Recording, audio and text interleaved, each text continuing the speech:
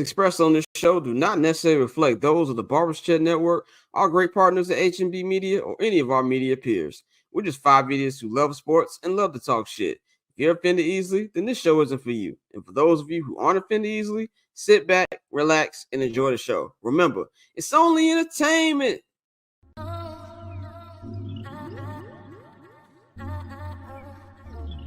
So cool.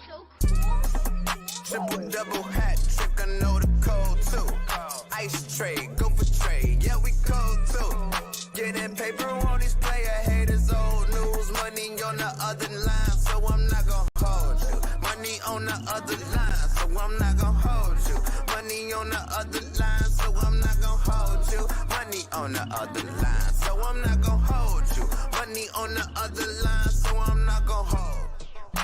My agent just said we made 100 flat. Make it back and make it stack. This like no Steven Jack. Put my rings up in the camera like I needed that. Up in the air and at the rim is where I meet them at.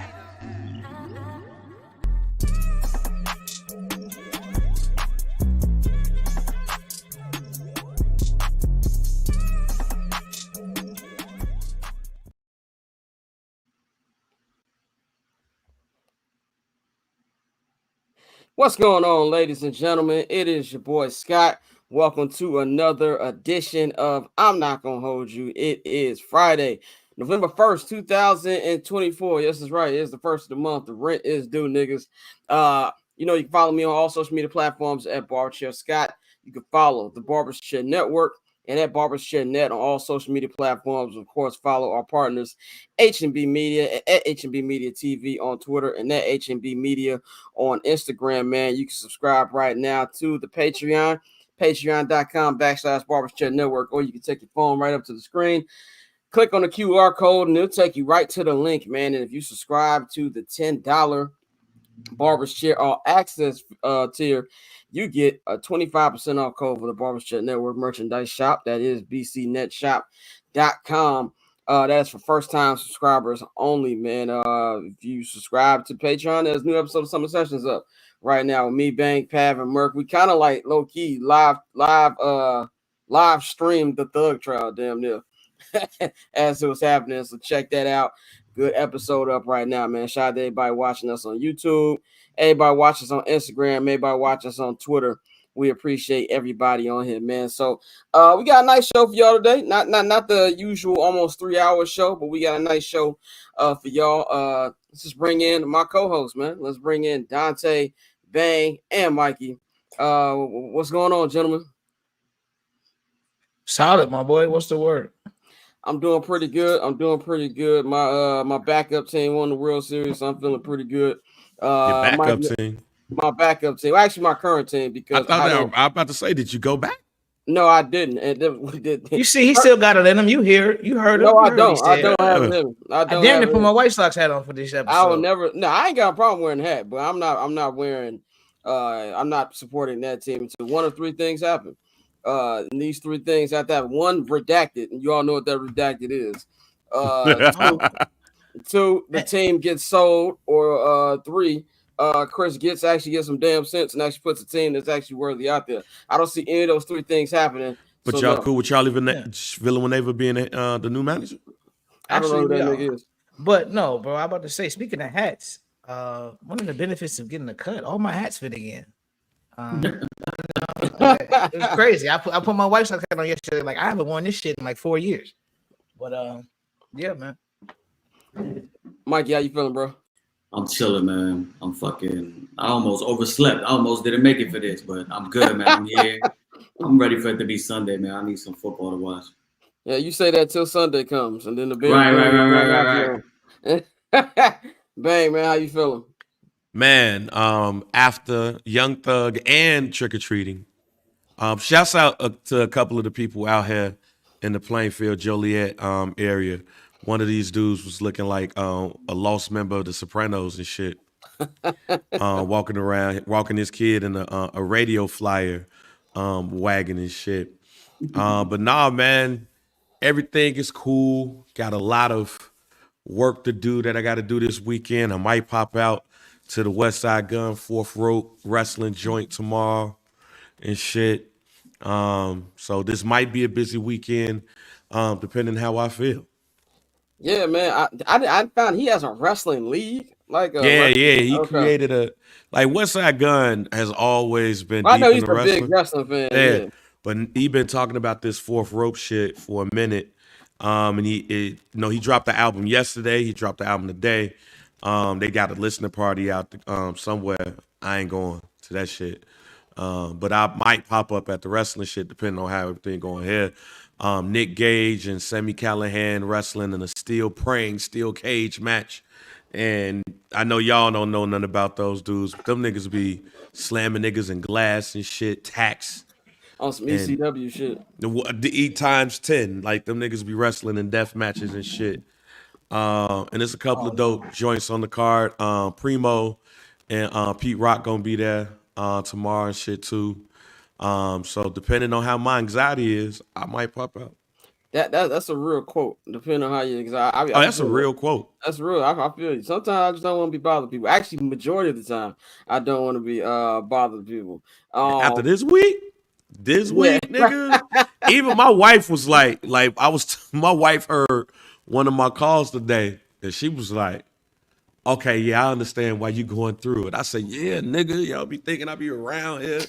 Just no, nigga, it's a lot. So, but nah, it's nice as shit. But I ain't never been in I barely go to like indie wrestling shit because niggas just be doing shit to do shit, and then plus I don't really like the death match shit. Like niggas like poking niggas with glass and shit, cutting motherfuckers and shit and all in the head and all that. But it's gonna be niggas there, so I might pop up. I might not.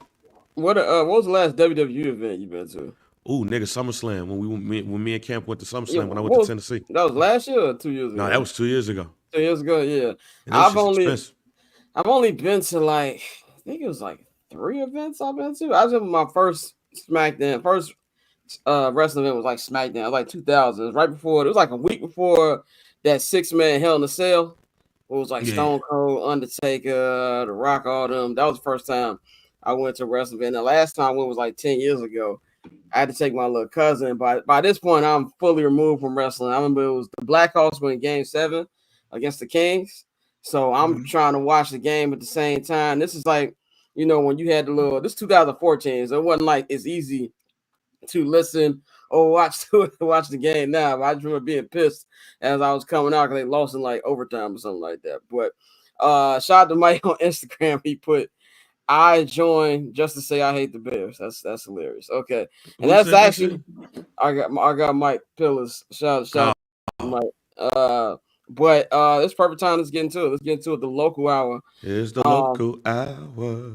there we go. The local hour setting off, man. The Bears are getting ready to. Well, they ain't no getting ready. They are heading to Arizona. They will be taking on the Arizona Cardinals. We'll get into the whole, breakdown of, how the game should go. The injury report. Injury report was a little. It was a weird injury report. I'll get into that in just a minute. But I want to start off with maybe a possible player mutiny that might be on the horizon with the Bears and everything that's been going on this week after the Hail Mary. Of course, we talked about it on 79th and Hallis, the Jalen Johnson comments, the Kevin Byard comments. But some wrinkle happened last night. It's Caleb Williams' dad, Carl Williams, has a Twitter account, and it is Carl Will 9582961. That's how you know you're old head. And Me, there's y'all, no nigga. there's no Abby, there's no Twitter picture. So he retweeted one of the Commanders beat writers who had a video of Commanders defensive coordinator Joe Witt. And he said he didn't see much of the Hail Mary last Sunday because he was pissed. He said we should close the game, finish the game in those winning moments, and I blame myself. We were in a solid call, but there was a better call that I should have gotten, and basically taking accountability for us. Caleb Williams' dad retweeted it with 2 hashtags, accountability and real coach. Now, he ended up deleting it, but then he retweeted it without like a caption. So he kind of doubled down on the actual tweet. He told Shane Redoran, I think that's his name, of 6-7 to score, that it was an innocent comment. I like what the Commanders are doing over there. I know some of these guys has nothing to do with the Bears, man. I just want to say this.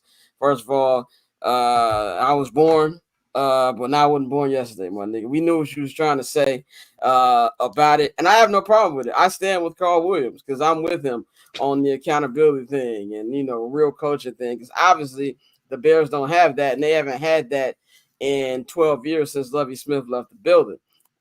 So I definitely agree with him on that. But this is something to me where I feel like the Bears got to be very careful about. Now, I do believe the Carl Williams factor has been slightly overrated for how much presence that he would have. I cover the team on a regular. Outside of game day, I never see him. It's from other people I've heard the same thing. We don't ever see him. He's just being a good father and just laying around, laying low. This is the second time we've had a father speak out on their child who is on the Bears and coaching. Of course, we know Rome Odunze's dad did early in the season talk about when Rome is open and things like that. And I guess those were like shots of Shane Waldron. To me, I feel like this game is very, very important because the things that we're hearing from these players and people outside of it is that Matt Eberflus doesn't know what he's doing. Obviously, if you have eyes and you watch these games, you agree. But I want to know what Ryan Poles is thinking. I've been saying this all week. I want to know what's going on in his head. What kind of conversations are being had over this thing right now? Where I feel like if they win on Sunday, you can save a lot of this trouble and you're right back on the right track. Got an easier game coming up to Sunday after that against the New England Patriots before you hit on that gauntlet where you got all NFC teams, 6 of them being against your division, the other 2 being against teams that you're going to be battling for the wild card, the San Francisco 49ers and the Seattle Seahawks. If you win, then it's on to the next one. But if you lose, you can have a mutiny here, and things can get really, really rough when these players start tuning out Matt Eberflus. So this is not something that I feel like Caleb told him to say. This is something where I feel like he just went gung-ho and said it. I don't believe that it had nothing to do with it. Nothing. You didn't tweet that with those hashtags if you weren't trying to be messy a little bit. And I really want to know what's going on with that. I'm gonna go to Mikey first, man. Mikey, what do you think about the Carl Williams tweet? And do you think that a player mutiny could be on the horizon if they don't get what they need to do this weekend? Yeah, I do, just because the 2 previous seasons under Eberflus and Ryan Poles, there were some tough losses. Obviously, you had a 3-win season, a 7-win season, and last year they had some expectations, but none bigger than what they had going into this season. When you think of the talent that they added, when you think of them revamping the quarterback room with Caleb Williams, adding Rome Odunze, trading a 4th-round pick for Keenan Allen, this team just screams. Everything that we've seen this week from the players just screams of a confident group of guys that thinks that they should be better than what their record is. Some fans would agree. I would agree. We've seen them lose some close games that could have gone either way. And I think in those games, coaching was the deciding factor. The only thing that I'm, going to caution against is a player mutiny leading to anything in season. We know how the McCaskies run. We know how this organization runs. They have yet to fire a head coach in season, and I don't think that will change regardless of what happens this year. I think that they'll just let the due process go, take all of the information, over the last 2 years and specifically over this year, with Matt Eberflus and some of his mismanagement of games and, the accountability that he needs to have as, a leader of 53 men. And then they'll ultimately, sit down in January when the season is over and probably decide that, hey, this team needs somebody to take them to the next level. Matt Eberflus to me has always screamed, A to B coach, not a B to C coach. He is Rick Renteria in my eyes. So it's gonna be something as long as they continue to lose. Now, if they win, we won't hear anything. And to go to the Carl Williams point, I just think he's saying what those guys in the locker room are already feeling. I think he's saying what smart football men around the league are thinking. It's hard in a week where you got guys like Bill Cowher, Rex Ryan, Dan Orlovsky, Bill Belichick, the players on your own team, all criticizing you openly. It's kind of hard to run from that. So Ryan Poles knows what's going on. I think the players know what's going on. DJ Moore has spoken outwardly, twice this season now in regards to Shane Waldron and some of the play calling. Jalen Johnson is your captain. Kevin Byard is obviously, a veteran presence that you added this year. They've spoken out. Cole Kmet has spoken out. And the one common thing that I bring up with everybody that has spoken out, they all got their money and they're all going to be here. Matt Eberflus is not going to be here. Jalen Johnson just got paid. Cole Kmet just got paid. We already know Caleb and Rome is going to be here. DJ Moore just got paid. They're locked in. What was the main reason why Ryan Poles moved on from Justin Fields last year? Obviously, they had the number 1 pick, but let's remember what it was all about. It came down to money, and we're going to have to decide if we're going to pick up this option, if this is somebody that we're going to have to pay. But what's happening next year? Matt Eberflus is going into his last year. It's going to come down to money once again, and I think once you have the opportunity to come out of it and get somebody better, I think that's what they do. Bang, man, what you think about this? You didn't know about this right when it happened until we told you about it. But do you think that this tweet means that much? And do you think that, Eberflus is walking on thin ice with the locker room right now? First of all, we could just end the show right now because Mikey basically just killed it.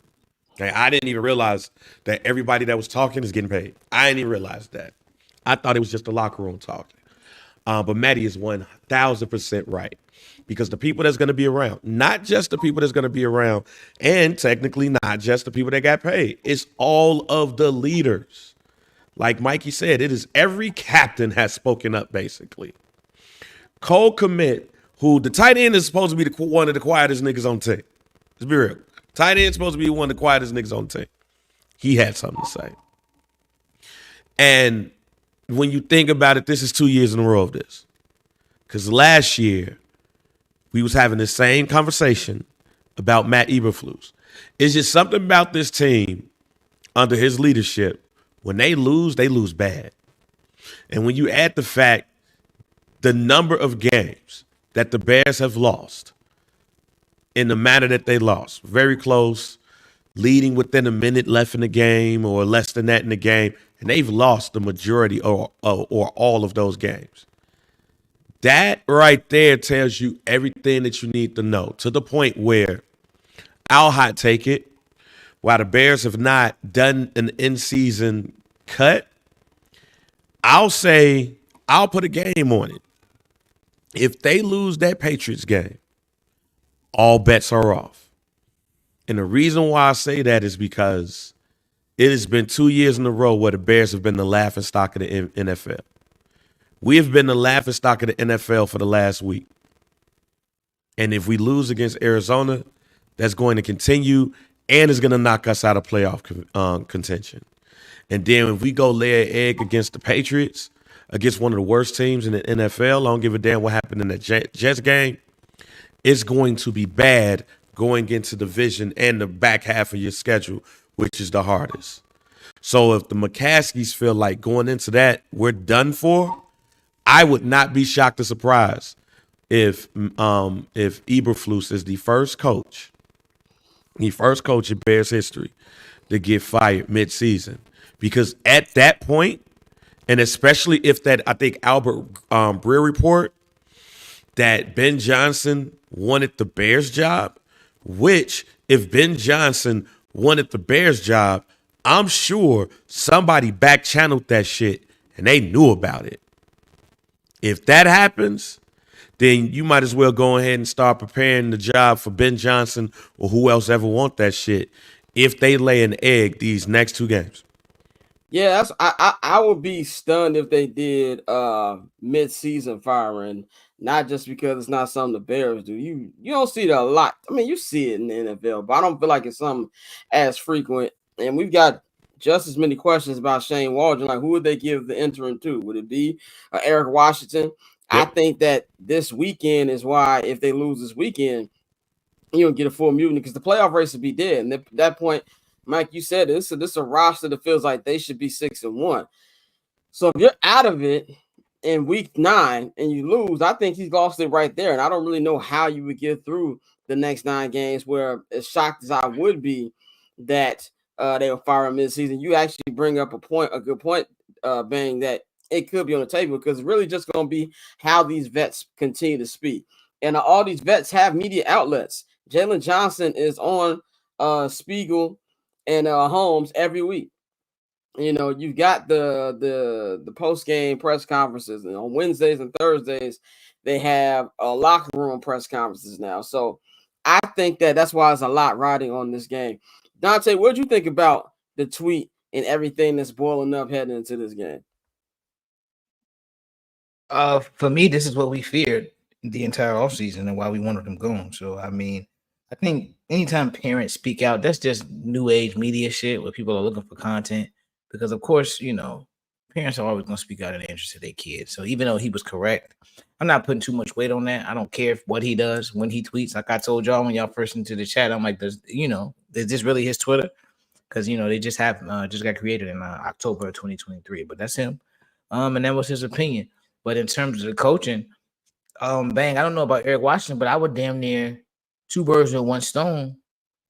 I would give it to Shane Waldron. Simply because if we hire Ben Johnson, Shane Waldron 9 times out of 10 ain't gonna be the offensive coordinator. So I mean, two birds, one stone. It. See if something sparks there with him as a coach, and then you can move some things around. Thomas Brown is already right there. Yeah, one more offensive coordinator. Exactly. Man, you seen Shane Waldron fucking shaking, holding that fucking play card sheet. Exactly. Imagine him as a head coach, bro. That's why I say two birds, one stone, because he's gone if you hire Ben Johnson. And if you punt in the season, it probably won't happen. Like you said, it's not how the Bears move. I got a question. Go ahead. I got a question for Dante and Ben, because me and Mikey talked about this on 7 Nights in Dallas. How much influence do you think Flus has on Waldron's offense, Dante? 0. You don't think he has any influence over him? No, I don't. I think he gives him his free reign to do his own thing, just off the strength that they don't even have a scripted first 15 plays, and like every head coach has that. So like, I think he puts his trust in Shane Waldron. Agreed. I don't think he has that much. I think he has ceded control to the offense on Shane. That's why he's so defensive when it comes to that damn Kramer play. He does not want to make it look like he is throwing his offensive coordinator under the bus. Because then if you throw him under the bus and your players is already throwing you under the bus, who you got? Yeah, I mean, that's a good point. I just was wondering because, like, if you're gonna have him in the interim coach, first of all, my expectations for both of them are in hell at this point. But that's why I was asking, because were you expecting something a little different from him if he took over as interim coach? If you felt that Flus has control. The only reason I asked that is because it was the same thing with Lou Getsy. Now Lou Getsy ain't been doing nothing in Vegas either, but I just want to know how much, because I know he sits in these meetings. Obviously, he's a head coach. He's gonna do that. I just didn't know if there was stuff that maybe Shane wanted to do, and he's like, no. But let's talk about the actual game. The actual game that's gonna happen this Sunday. The Bears really, really need this for playoff positioning. They are looking 4-4 in the face. There's a big difference between 5-3 and 4-4. They've already lost 2 games this year. They should have won. The Indianapolis Colts loss is going to piss me off for the rest of eternity. And then, of course, last week's loss to Commanders. Now, the Commanders loss is way more important because NFC opponent. And then this one's very important, NFC opponent. Whether these two teams win the division, not Arizona or the Commanders. If they don't, then they're going to be in the wild card race. And so you're going to have to, you don't want to finish with the same record as one of these teams or both of these teams, and you don't have the tiebreaker. That would be something messy where you're like, okay, if they win and then this team loses and that happens, you don't ever want to be in the need some help scenario of the playoff race, man. But for me, it's just this simple. I'm really interested to see what kind of team we're going to see, and really not even from the defense. I know the defense is going to be prepared. The defense is going to be ready, even on their weak games. They come out there and they're going to give you a chance to win. In every game that they played this season, the Bears have had a chance to win the game. I mean, I just want to see how this offense is going to come out. How are they going to rally around the coach, if they rally around the coaches at all? My biggest concern is I don't believe this offense has enough firepower to go blow for blow with a team like the Arizona Cardinals. As weird as the team they are, one week they can look great offensively, the next week they can look like they never played football day in their lives. concerned about the play calls. I'm concerned about this makeshift offensive line that's even weaker now with all these injuries. And just on top that I know they're 3-0 in Arizona at this stadium. I don't know what the new name of it is. I know it used to be called State Farm Stadium. But I'm worried about it. I think it's gonna be a stupid game regardless, because every game they play in Arizona, they've won, but they're just stupid games. And we're gonna see the resilience. And this is something that I think it was Keenan Allen said. No, it's DJ Moore said. Like, you're gonna see what kind of team we're made of. I don't take much from Flus's coach speak at all, but he said today the practice was amazing. So I'm really interested to see how they're gonna come out for this game. If they lose, then I don't want to say you're punting the season, but at that point, if you're a fan, you're just looking like, well, I'm just gonna take these next 9 games and look for improvement for just Caleb, because the chances of making the playoffs right now are not at a percentage that you want it to be. And if you lose on Sunday, you're done, because I believe in this year's NFC, it's going to take at the bare minimum 10 wins. I don't believe 9 wins is going to get you in. And at that point, with 9 games left to get 7 wins, you'd have to go, my math is off at like 7-2 to finish that up, man. And that's something I definitely do not see happening. Mikey, what do you think about the football in particular of this game? What do you want to see from the club? And I guess, like, what are some of your concerns on the football side coming into this game? Yeah, for me, the number one concern for me is obviously going to be how do they bounce back after, a tumultuous week, how, it's gone. That was a demoralizing loss. Probably the worst loss that this franchise has had since maybe the double doink, just because of, the highs and lows and fighting through that entire game, the defense carrying you on your back and the offense finally finding a way to break through late.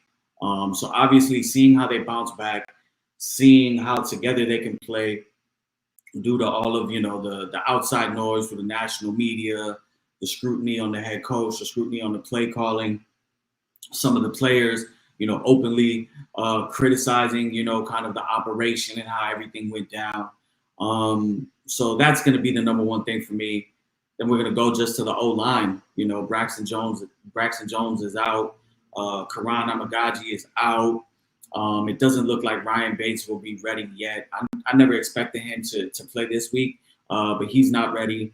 So you're looking at Larry Borum, who hasn't played really since, I don't know, what was it, week 1? Yeah, it's been long. It literally was week 1. Yeah, so, he hasn't played since week 1. That's, 3 months coming in and now being thrown into the fire, more than likely going to be, announced as the starting left tackle. That's going to be a lot. Once again, Caleb Williams is going to be playing with a makeshift O-line. And then just as to the overall football operation, just, starting off fast, finding a fucking way to start off fast. The Eagles lead the league, and as far as the amount of games that they haven't scored, in the first quarter, and the Bears are second right behind them. The Bears continuously come out flat on offense and are continuously playing from behind. And, I've said it, imagine if you can give this defense a lead after the first possession, or after 2 first drives, you're up, say 10-0. This defense can go ahead and pin their ears back and play a little bit more loose and play with some confidence, not feeling like they have to do everything to keep the team in the game. So I just want to see that. Shane Waldron, how can you make Caleb Williams more comfortable? How can you put him in advantageous positions to make easy completions and move the chain? So for me, that's the biggest thing. Obviously, you spoke on it, you hit it on the head. This is a must-win game. You cannot lose to the Commanders and give them the tiebreaker and then double back and lose the very next week to a pesky Arizona Cardinals team. I do think this is a Cardinals team that can be beat. I just do not know what type of resolve the Bears have, and if they have it in them to go on the road, back-to-back weeks and finally get a road win. We've talked about it. The Matt Eberflus is 3-17 on the road in his career as a Bears head coach. He hasn't won a road game on a Sunday in the 3 years that he's been here. And you have road divisional games coming up. You still have a road game against San Francisco coming up, you have to eventually learn how to win these games. You're not going to just out of nowhere wake up one day and, yeah, we're going to beat the fucking Lions, on the road, and beat the Packers and beat the Vikings on the road. You kind of got to build up that momentum, and they don't have that right now. So that's going to be really tough. I think a lot of things are going against them. I still have faith in number 18, so we'll see. But I do not feel confident in this game. And on top of all that, if you make the playoffs, right, you just don't want to be, one and done. And I think if they make it, I think we're all going to expect them to be one and done. But from a player perspective, you're thinking, I want to go to a wild card game and I want to win. Well, you're going to be on the road because you're not going to win the division. So start that now. And just the fact that a head coach with the talented as roster as he's got this year, and even I know the rosters have been bad the last 2 years, nigga, not winning a road game on a Sunday is nuts. I don't care what the roster is. Like, and it wasn't, it has to be Carolina Panther bad for that. And just in total period, 3 actual road wins in your entire tenure is crazy to me that we've been having this conversation. You almost can't make it up, bro. You almost can't make it up. To say a professional team has gone on the road 16 times under one head coach and not won a game on a Sunday. You play the majority of games on a Sunday. Let's be real. This Bears team was not, they were on a few primetime games, but it's not like they were always playing primetime games. They're not the fucking Jets, So you're playing the majority of games on Sunday. So it's insane. It speaks to the larger issue at hand. This guy is just not, capable of leading this franchise. But we can't worry about what happened the last 2 years. We really got to just worry about this Sunday and how they can move forward. And I just don't know if that guy has what it takes to go ahead and galvanize the room. Bang, man. What's your feeling on this game? How you feeling coming to this one? I know you were very, very high on this team. We were all high on the team, but you had them win the division. You said that you see a path for them to bounce back on Monday. So what are you feeling heading into this game? I saw a path to bounce back on Monday, but then players started talking. If the players didn't start talking, I would be very confident about this game. But now I'm not. Simply because I wonder how much the players are going to play for the coach. They've been questioning that man all week long, and he's come out and he's tried to say some things, but every leader questioned that man. So when you now going up against Kyler Murray, who, for what it's worth, man, he's playing top 10, 15 quarterback right now. He's playing really good ball. And you add that to Marvin Harrison Jr., so the defensive backfield is going to have some work to do. James Conner is playing bully ball right now. The Bears have had trouble with stopping the run.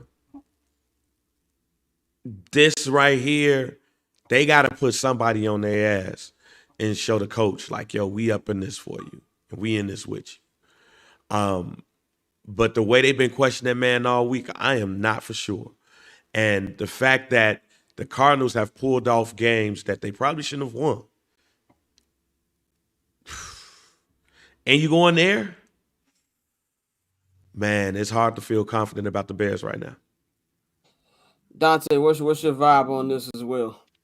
I don't feel good. I mean, you talk about the going on the road and continuing to lose. It's just another example of the poor preparation for this team. So I think at this point you would hope there's a sense of urgency because, I mean, I know a lot of people told us as fans we were being, overly optimistic when we were saying playoffs and, even contending for the playoffs in year one of Caleb's tenure. But the reality is this team is a few plays away and a few decisions away from being what? 5-1? 6-1. 6-1? Exactly. So, I mean, that's my issue. So, knowing what we know about the lack of preparation and them heading west and it being a 325 game, the injuries, like we've liked Tevin Jenkins for a while, but we've all said he just can't stay healthy, and then he's proven that so far. I'm sorry, Tevin and Larry. Having Larry back, I agree, it's tough throwing him into the fire right out the gate. I don't feel good about this game. This was the game that I said if they lost any game, they was gonna lose this game. So I mean, I can't switch up now. So like I definitely don't feel good about this game. And Jaquan still being out, that concerns me. Yeah, this is definitely a tough one. So this is definitely a make or break game for me because, like you said, the playoff odds are already at 19%, and you lose this game, they're probably gonna drop to like 5, and then you got to just pray a whole bunch of crazy shit happens, which ain't gonna happen. So, crazy stuff does happen, but not for the Bears. Not for us. Not for the Bears. Not Damien, with the schedule that they have. Right. Damien put in the chat, the Bears, especially DJ, seem like he'll bring the team together on some fuck flus. Let's go out there and ball for us. I'll say if there's any team that would do that if they play for themselves, this team does police themselves 100%. We also hear too that it doesn't sound like Tyreek Stevenson will be starting on Sunday. I did say in the heat of the moment on Sunday he shouldn't start. In my more sober, non-angry mind, I still think you start. Find the nigga. But you need to win this game. No. He can't. He can't. And here's the thing. And here's one of the other things that I noticed this week that I've never seen as a Bears fan, because I don't think they've really had to be in that position. He got shit talked about him too on the low. They just didn't throw him under the bus like they threw the coach. So you gotta set a precedent. You have to do something, and it would not shock me or surprise me if that's the only thing that the coach and the player agree on. Not saying that he ain't got to. I ain't saying not play him. He can't play a quarter. So, a quarter? He can't play at least a quarter, Jack. He can't play at least a quarter. Yeah, because if he do that, and I think that they can't find him. I don't think they can find him, because of they can't find him. CBA and shit. So like this really is the you can't fuck with people's money, I thought they could be team fines though. No, they can't. No, the team fine is him getting his ass beat in the shower. Fam. Right. They gave him that pumpkin head. The team fines is gonna be stuff for like conduct detrimental to the team outside of on a game. You can't. That shit was detrimental to me, nigga. Right. Oh yeah, that shit was detrimental. Yeah, I kicked my mom out of my house, man. I felt bad. I had to apologize. But no, yeah, I agree with you, Bang. Like, I agree with you, Scott, too. Like, you need him. He is, your second best corner. And this is a game that you gotta win, but you have to send a message. If you don't send a message, then then those guys are just gonna be calling Flus what they said he was, pussy. They're gonna be Carl Williams is gonna be saying what he retweeted. There's no accountability in a real coach. Somebody that's accountable and a real coach that's really trying to get the message across to their players, they're gonna have to make this decision.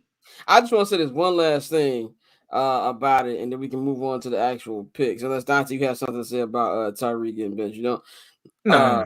But I saw Sylvie and I think it's Tracy. I don't want to mess up her name.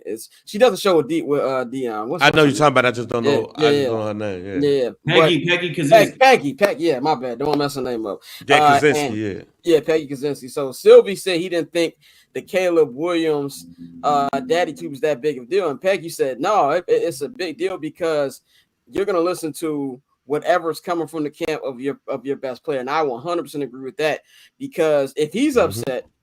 And we don't know if Caleb's upset. I thought Caleb handled this week better than anybody. Shit, after he left the way he left that damn sideline, that motherfucker I'm not talking about like in the heat of the moment. Oh no. What I'm saying is that tells you a lot.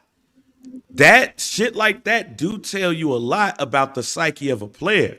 Like when I look at that whole thing, I'm like the way he stormed off, grabbed his helmet, the way he stormed off, he was pissed, he was cussing and shit. Even his interaction with Jaden Daniels ain't had no time to little brother him on that one. That motherfucker was like, I did peep that on the NFL film. Yeah, the way he left, I truly believe that his dad's frustration came out in that tweet because of how his son reacted on Sunday going into Monday. Coaches might not have saw that. But you also got to remember, Caleb got that done at home. Yeah, that nigga's crib. And I feel, I agree with what you said. What I was saying is just like obviously publicly, but like I feel like he's gonna do the LeBron James thing where if LeBron's upset about something, or he's upset with a coach, or he's upset with the roster, which you all know usually happens after Dr. King Day. we start hearing fillers from like it'll be one of a couple people. It'll be from Rich Paul. It'll be from Brian Windhorst. Or it'll be from who's my Dave man? Who be on McMenamin. Dave McMenamin. But what's who's my man who used to cover him in Cleveland? Oh, I met him. I met him at the Clipper game. What's my man name? Chris Hayes. Chris Haynes. Right. One of them. So I think that you're gonna, if it continues, you're gonna start to hear a word these upset. Yeah, he ain't got one of them yet though. Well, nah. He do because it's funny you say that, Scott. Colin Cowherd was talking about it today. Yeah, right, exactly. Colin Cowherd has been his mouthpiece. Colin Cowherd has been close to that camp, being out of being out of LA. He was the one that was. And don't Colin live in Chicago now? And Colin had, yeah. He got a place out here. Chicago, yeah. And I think he moved out here permanently. Oh, he out here now? I know he planning on doing it. I didn't know if he did it or not. Put the tea leaves together. That's his voice. And today he had a little segment right after talking about the Jets. And that was one thing. I wish the fucking Jets would have lost yesterday because they would have took off a little of the steam from the Bears. Right, exactly. Especially what Malachi Corley did. Right. Yeah.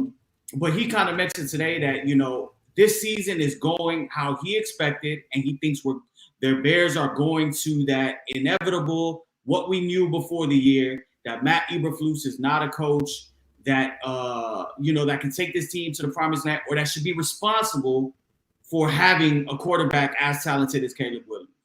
And also, if you want to know what Poles is thinking, pay attention to Albert Breer, who was there many times during training camp this year. That's why, now the Breer shit is why I was so upset in hearing the Ben Johnson news. Yeah. Because if you would have told me that Ben Johnson was available or was interested, that's why I said, back channels had to tell you that Ben Johnson was available.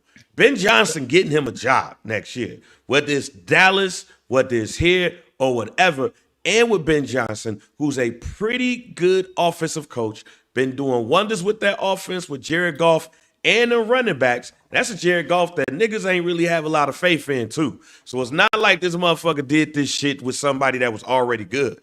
Like, this nigga came in and they ain't had no faith. The other part about it is you hurt a team in your division by going ahead and getting somebody like that.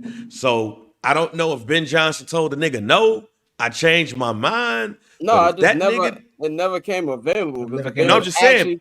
The Bears actually believe in Flus. That's what I'm saying. If that nigga was there and you totally believe in that nigga like that, everybody got to go. But no. But it points to a bigger question when we ask about who's really calling the shots. Is it Flus is still there because Ryan Poles wants to give him a shot? Or is Flus still there because McCaskey told him you can't fire him? Look, man, McCaskey, I'm telling you right now, McCaskey is hands off, bro. That nigga is hands off. He is the Conor Roy. That is Ryan Poles' show. I'm telling you right now. That is we shooting Poles too much, Bell, because we like that nigga, but this is all on Ryan Poles' head. It's Justin Fields 2.0, bro. It's Justin Fields 2.0. This is the season. Last year was the Justin Fields evaluation year. This is the Matt Eberflus year. And then, hey, Flus, we gave you Pro Bowlers. We gave you a better quarterback. We gave you a top defense. You couldn't make it work. You had the easiest schedule going into the year, which is true. They had the easiest strength of schedule. They should have had 6 wins by now. They don't. If they don't make the playoffs, then, I think hey, listen, how did Hard Knocks end? Ryan Poles said, it's time to win. You can't be the face of the Bears and be the GM and say that, and then turn around, say we only win 7-8 games, don't make the playoffs, and continue to roll with Buddy. Yeah, I think if they miss the playoffs, he's fired. My concern is I don't think it's gonna be Ben Johnson because I just don't think they're gonna pay the prices he wants. Which is funny because there's no salary cap when it comes to paying coaches. That's the peak Bears will be this, and then we're gonna move to picks. Will be, you know what? We fucked up with Cliff Kingsbury. Let's make him the head coach. I was thinking that too. Or Caleb, you like Lincoln Riley? Let's give him a call. Not with that nigga being trash in the Big Ten. You can't do that, bro. It's the Bears. No, I'm just saying. I know it's the Bears, but if you do that, you just made your shit worse. You said they still check. Yeah, they signed the checks, but I'm telling you, it is Ryan Poles and Kevin Warren's show. Like literally, And that's what I want to hear from. when I want to hear from Bump. When McCaskey goes up there and says things like, "Oh, it's all on Kevin and Ryan," he's not lying. Like it is their show, and everybody be wanting what's called Kevin TED Talk, Kevo to talk. Like Mikey said on 7 Night the Howlers, that nigga can't even get a stadium right now. You know what I'm saying? So there's bigger problems at hand for that man. So let's go to our actual picks. This week I'm just gonna quickly go over the injury report to give the exact things on there. So Karan Ambagaji, that's what I was saying. He's gonna be out. He did not practice all week. Jaquan Brisker still in concussion protocol, which I am concerned about. A couple fans on 7 at the Howlers like, well, he's only missed 2 games. Yeah, 2 games, but it's been a month. He got hurt October 6th. So he wild card game. He missed the Jags game. He missed, he had the bye week, and now this is 2 more games in a row. So he still has symptoms, is what Flu said today. So he's still in concussion protocol. Braxton Jones is out. He did not practice all week. Montez Sweat didn't practice today, but Flu said that's because it was a rest day, and they are optimistic about him playing. He is questionable with that shin injury that kept him out of the final Hail Mary play on Sunday. Ryan Bates is questionable. He practiced limited all week. I will actually be shocked if he plays. I think they're probably going to wait till the Patriots game to officially activate him to play. Kyler Gordon, good news here, hamstring. He's limited, but it's a hamstring, so I don't know if he's going to go or not. He's questionable. And then you got Tevin Jenkins. He's questionable, but Flus did say he is very optimistic about Kyler Gordon and Tevin Jenkins. Larry Bourne is questionable, and then so Larry Bourne, I think Larry Bourne is going to start. But my pick for this game, I said it when the schedule came out back in May, and we did a schedule episode of 7 at the Howlers. When we did the I'm Not Gonna Hold You preview special back in August, that I thought they were going to lose this game. Stupid stuff just happens when they play in Arizona. Now, they are 3-0 in that stadium, even though all 3 of the games were dumb. I just think that, like I said, I have zero faith in Shane Waldron calling a consistent game against a team that's, I won't say they're on fire, but they're playing some good ball lately. And for all the fault that Kyler Murray gets, he plays really well against the Chicago Bears. I think Marvin Harrison Jr. is going to have a good game. And I just, the offensive line was already bad, but with all these injuries, I'm scared for Caleb. And even though he's going up against the worst pass rush in the NFL, I'm going to go, I think it's going to be another stupid game.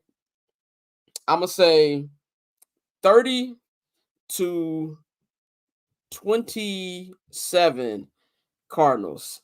Mikey, which way are you going?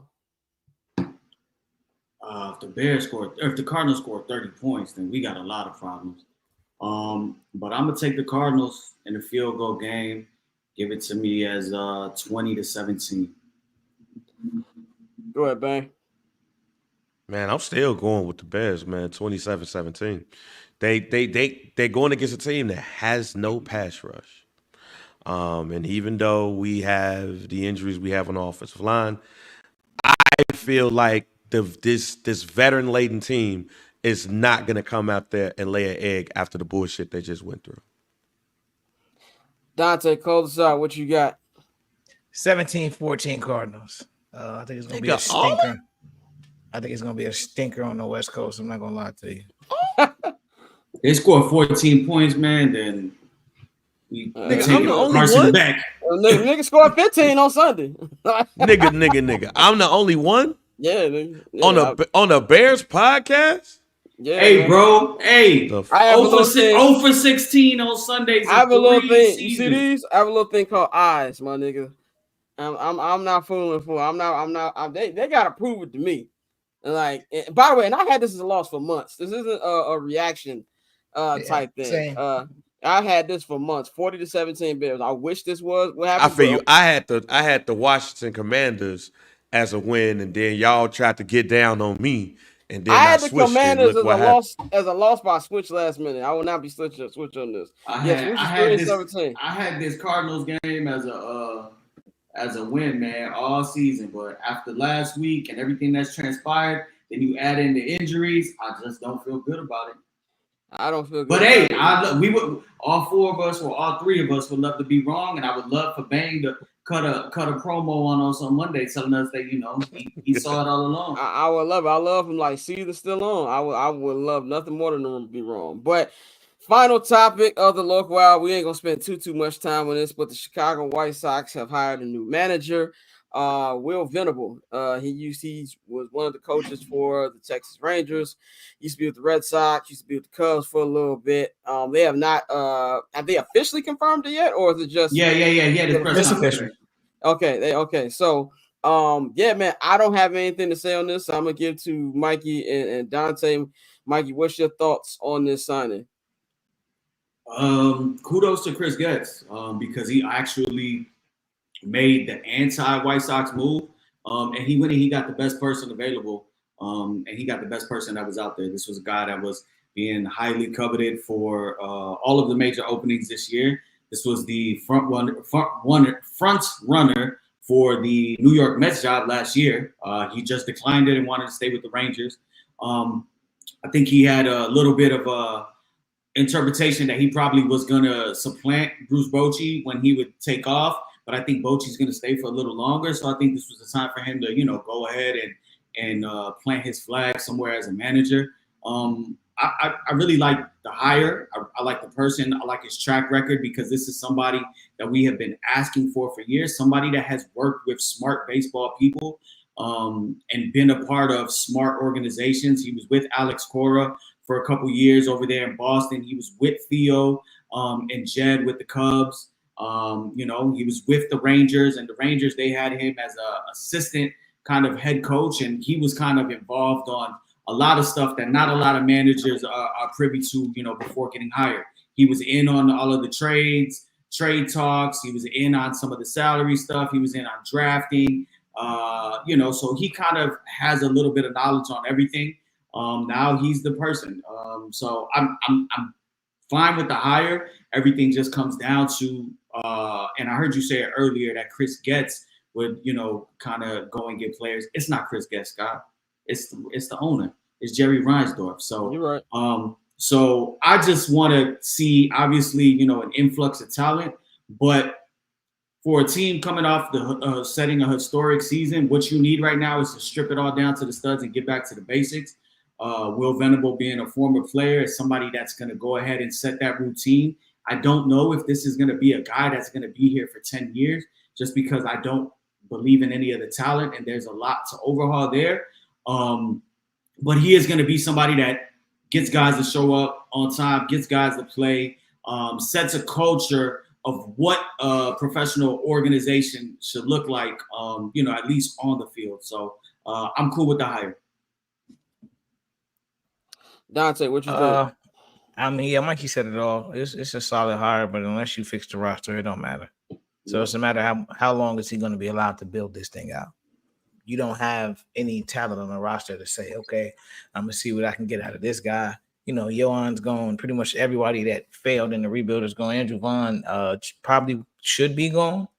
We'll see about the trades that they make this offseason. White Sox would have loved that nigga, boy. Oh my God, he was Mr. Untouchable. Literally, like, no, we're not trading him, and you see where that took us. But yeah, man, it's all on the roster. I joked in the chat, they got me and Mikey up the middle, but I mean, you really have a very barren roster, so it's not too much to look forward to. Colson Montgomery was getting all of the hype, and then he went to AAA, and AAA is usually, when you're a top prospect, like we always say, all the best prospects are in AA. AAA is kind of like a pit stop until we call you up for whatever reason, whether it be service time or, just get refine a couple things. But he didn't really take off in AAA like we expected him to. Like, for example, remember Lewis Robert went to AAA and was having like 3 homer games and shit. Yeah, he was looking like Mark McGwire. Exactly. So, that's kind of what I was expecting from Colson based on everything we heard about Arizona Fall League and the baby Corey Seager comments. And that's just not the case. So, I mean, if you're the White Sox, you made one good move, but what moves will be allowed to be made by Reinsdorf? You're White Sox. Figure that.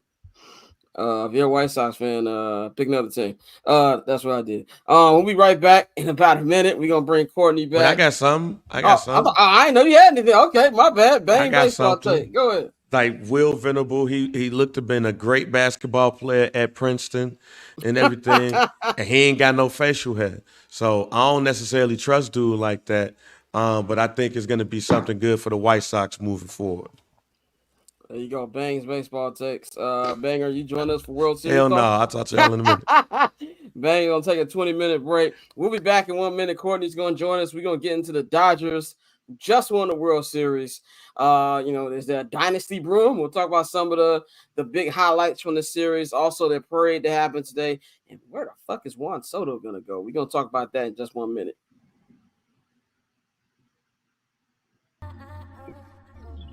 So cool. Triple double hat trick, I know the code too. Ice trade, go for trade, yeah we cold too. Getting paper on these player haters, old news. Money on the other line, so I'm not gonna hold you. Money on the other line, so I'm not gonna hold you. Money on the other line, so I'm not gonna hold you. Money on the other line, so I'm not gonna. And we are back, ladies and gentlemen. Let's bring Courtney in. Courtney, how are you feeling? I know we're 11 minutes behind, but you know how local hour goes. No, I heard some of the spiral. It was, you guys are going through a lot. I know we're going to get into it later. Man, if y'all don't win this weekend. Why am I here every year? Yes, DEFCON 5. Why am I here every year? But anyway, Courtney, how are you feeling? Listen. No, being used to it is like when you complain about the code and people like, oh, you from Chicago. That don't mean I'm used to it. I deal with it. That's the difference. Yeah, I'm doing just fine though. My two favorite baseball teams went back to back. Never ever thought that would happen in my life. So life is pretty good over here. Also, Dodger fans, you should be grateful. They played better when I turned off the game. So I did my part. You are a team player. The Dodgers won. Yes, I got that. I'm finna be shameless. Get a couple of them World Series hats. You should. This is from 2020. Okay, I've been in the trenches. Somebody said, somebody hit me on Instagram. Like, how you become a Dodger fan? 10 years in Los Angeles, nigga. Okay, I have a valid California ID. That's how. I was 10 years in Miami. You don't see me with a fucking Marlins hat. Yeah, because the niggas stink. As a member of Braves country, I feel you, dog. Exactly. I'm about to say. It's a little different. Dante feel me when the Braves won a couple years ago. Okay, and I denounced one. This is Scott. Did you party with the Mexicans yet? No. If I was in LA right now, I'd have been out there. It looked like it was cracking. I know the street tacos was hitting crazy. I saw that some people tagged in the middle after the parade was over. They tagged a Waymo, like graffiti all over a Waymo. Oh, yo, shout out to the Waymos, man. The Waymo, when you first see it, throws you off. I was like, nigga, what is this? But after on Waymo, that's how you know when you're in LA. When you just walking down the street and she like the driverless car. Yeah. The driver, the Waymo. Or you got like the Waymo cart too. The joint to be dropping off food and shit. Like, yeah, they got them joints down here now. It's wild. It's wild, man. But who cares about those pesky workers' rights? Am I right? Right, exactly. Just get rid of them, But yeah, exactly. By the way, you can follow Courtney at 100 Collar on all social media platforms. But yeah, Dodgers won the World Series 2 nights ago in Yankee Stadium with a comeback dub, 7-6. They were down 5-0.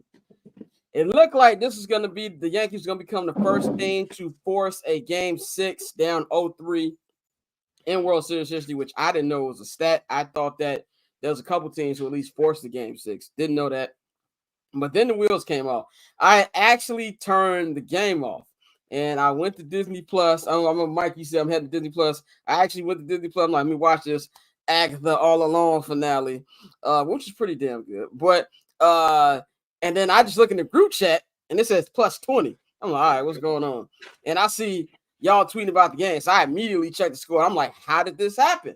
And then when I found out it happened and they were all unearned runs, was even crazier to me. So after that, they come back, get a run. Then that run happened late in the game, and the Dodgers were able to take it down. had their parade today as well. And the thing for me, if you're a Dodgers fan, that you gotta be excited about is they had all their pitching hurt. Tyler Glasnow hurt. Walker Buehler was coming back this year. He was, up and down. Dustin May was hurt. There was a lot of people who were hurt this year. And then you got Shohei Ohtani. He's going to be pitching next year. And who knows what other free agents they might bring around. And this is the first Mickey Mouse title that was validated. Yes, this is a Lakers shot. This is the first Mickey Mouse title that was validated. So I feel like today you can even see from the way the team was responding in interviews all postseason, saying we win a parade. You usually get a lot of F-bombs in parades, but today I feel like was over the top. You know what I'm saying? Like they really, really went crazy when you just tell there was kind of like a weight that dropped off their shoulders, man. But you got that. What do you think, Courtney? Their chances that obviously they're going to be around. They're the Dodgers. They've been around for 11 years at this point. What do you think as far as their chances being able to repeat? They ain't been done in 24 years. Oh, I mean, it's entirely possible, but there's just so much parity in baseball now. Like you never really know who's good. The Dodgers were fortunate to get hot at the right time. I know I said that whoever won out of that Padres-Dodgers series was who was going to win the World Series because I really didn't believe in the Yankees like that. But man, they got some arms coming back next season. Shohei might finally be able to pitch, so let's see if they can actually get that out of him. But hey, man, anything is possible in this day and age in baseball. Mikey, man, what's your thoughts on their repeat chances and really just the way you saw them play this entire postseason? Yeah, I don't know about a repeat in baseball, man. It's just too hard, too many games. Teams get hot, like Courtney said, like they weren't the hottest team going into the playoffs. That was the San Diego Padres and the New York Mets. And we've seen them go ahead and, and obviously beat them. But there's always going to be teams out there that's just clicking at the right time. And, any day anybody could be beat. That being said, their roster is ridiculous. They're the favorite to go ahead and sign Willy Adames from the Brewers to play shortstop, which is a huge need for them to go ahead and get an actual shortstop and somebody that could contribute. That's a multi-time all-star right there. You have to, picture them to possibly be in on the Corbin Burns Corbin Burns sweepstakes, maybe on the Blake Snell sweepstakes. We see that Blake Snell opted out today and will be a free agent. So a lot of players are going to want to go ahead and team up over there. So that roster is only going to get better. And, just what I saw, I just want to say, shout out to Walker Buehler because I was his number one hater. I was his number one hater all year. I mean, he looked like absolute shit. He was cooked. He even said it, I don't know if it was. It wasn't. I don't know if it was. Yeah, he said he thought it was going to get fucking released. Yeah, he said I thought I was going to get fucking released from this team. That was somebody that I thought probably wouldn't have even made, the playoff postseason roster. He really only kind of made it out of necessity because his play didn't warrant it. And he went, 4 scoreless innings against the Mets in the NLCS in Game 3. Then he had 5 shutout innings against the Yankees in Game 3. Then, to go ahead and shut down the door, in the 9th, in the clinching game, shout out to him and, and big kudos to, Freddie Freeman. That's, we talk about all the time, Ohtani, Mookie, and all these guys, and Freddie Freeman, he's just chilling in the cut with those big ass teeth, hitting home runs and just being the ultimate professional. So they had a great, postseason run. It's crazy. Like they've gotten their money back already from the Ohtani deal when you think about it. So, and that not to mention they got him on a $360 deal. He's getting paid $5, a season, and so they have so much flexibility. And Mookie's hungry for more. So let's see if they go ahead and add to it. Shout out to Shohei for speaking fluent English at the parade today. Somebody said this nigga's a scammer. He knew exactly what they were talking about when it came to the bets. I think I saw one tweet said we like one championship away from finding out this nigga really speak like Boosie. Stop. No. Dante, I know you picked the Yankees. You said it was because of the pitching of the Dodgers. What didn't you expect for a series to go this way? I know you said you wouldn't be shocked if the Dodgers won, but in the fashion that they won. Yeah, honestly, the Yankees offense and also Aaron Boone, bro. I typed in all caps a lot during our back and forth in the group chat. It's just like, bro, your team is completely fumbling this, and a lot of the decisions he was making. First of all, Nestor Cortez hadn't pitched in 3 months. I don't know if people forgot that. Yeah, part. man. And you bring him in the game at that moment, and Shohei just missed taking his ass deep. And as soon as Freddie walked up, I knew, I'm like, he's about to end this. I didn't expect a walk off, but no. So Aaron Boone made some really terrible decisions. Aaron Judge, we talk about the weight of being the Yankees captain and everything that's expected from him, but he had another shitty postseason, and he's really looking a lot like A-Rod when he was in those pinstripes, where you can have those great regular seasons, but when it comes to October, we've all watched baseball long enough to where you can legitimately feel the energy in Yankee Stadium in October, like the electricity in that building. And you have a moment where Garrett Cole locks in, even after your mistake. And that inning just is one of the craziest things I've ever seen watching playoff baseball, watching the World Series at that. So what did I say, Courtney? I'm not gonna let Garrett Cole walk out of here unscathed. Okay? That nigga should have been on first base. I'm not trying to hear it. I know Rizzo's slow ass, it was Garrett Cole, field your position, go do what you gotta do, man. That was ridiculous. Yeah, that was terrible. And outs. I tried, on 2 outs. When it first happened, I tried to shoot him some bail. I'm like, man, he's locked in. He just struck out 2 people. He's like, this fat fuck is just gonna sprint to the base, and I'm gonna fist pump and get out of here. That's why he just pointed, because he was getting ready to. And then I'm like, oh my God, bro. Yeah, That's baseball 101. Cover your position, bro.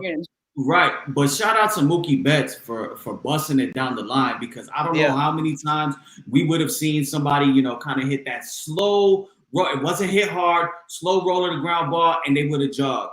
Shout out to him. That just tells me that he wanted it more. The Dodgers wanted it more. They were locked in. They were there for the kill shot.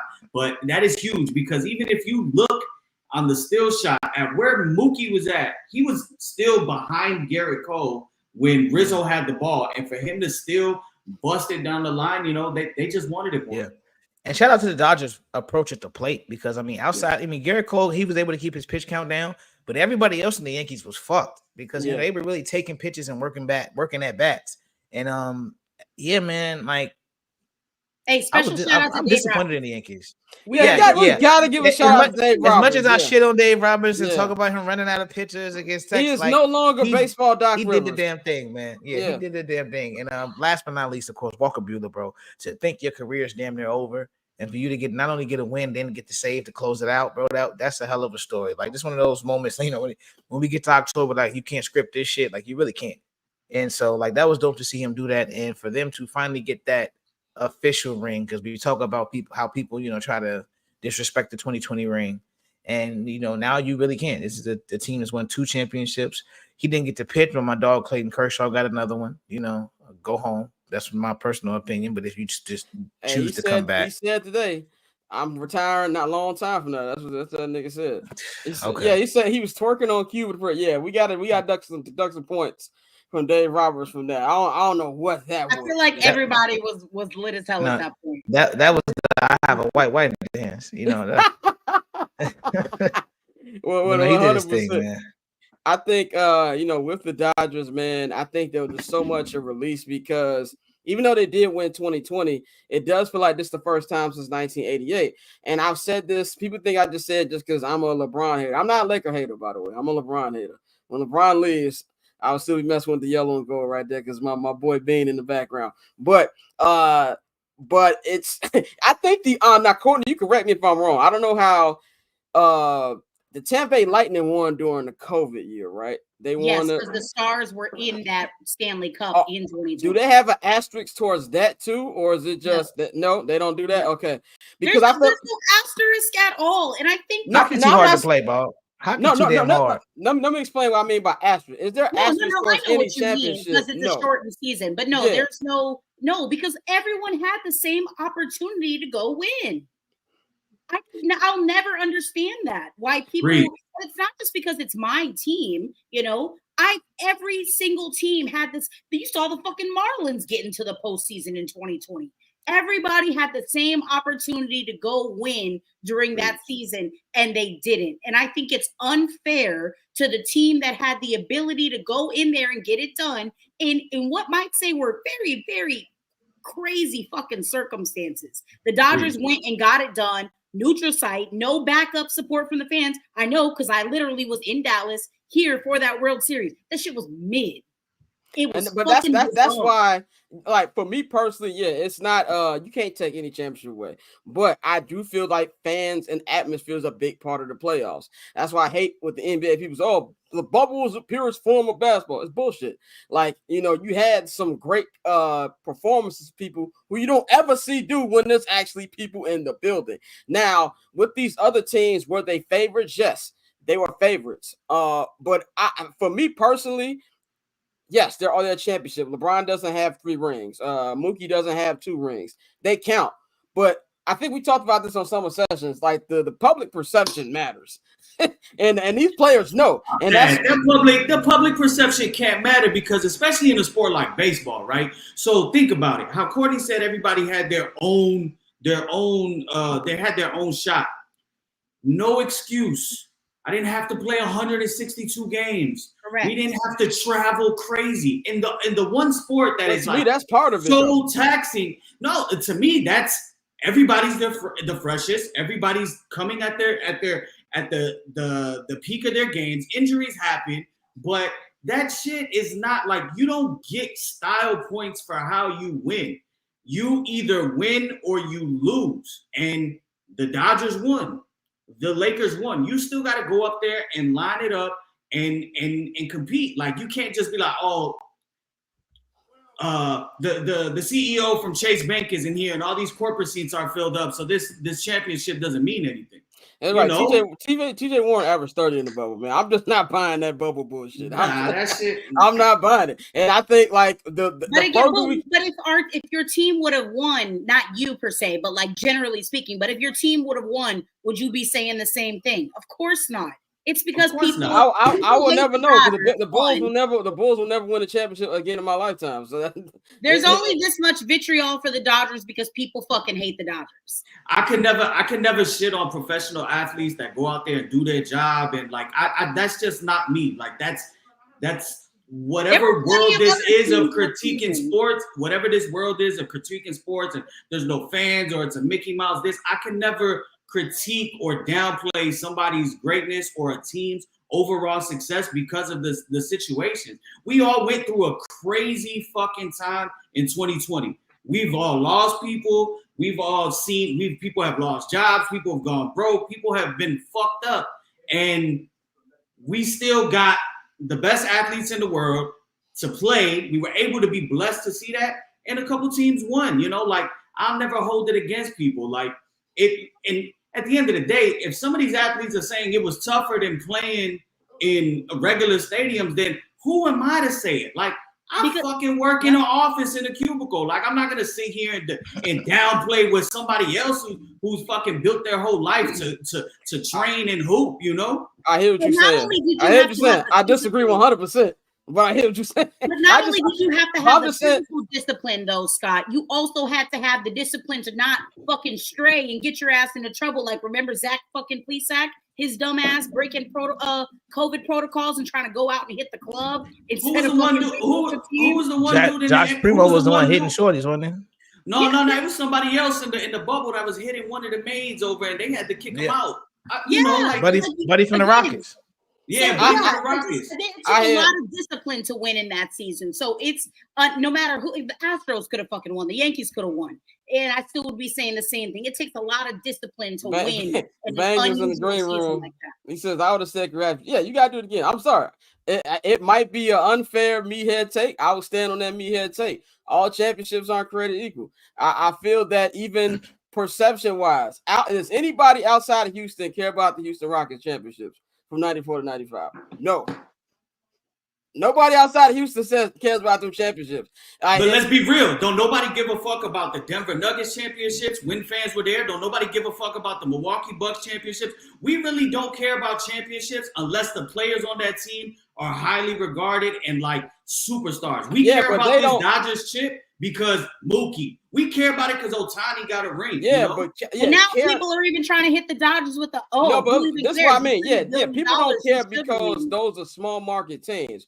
But there's a lot of people out there who say, I'm not one of them. There's some people out there say, oh, Michael Jordan was playing, they went 8 in a row. There's always going to be that if when it comes to those.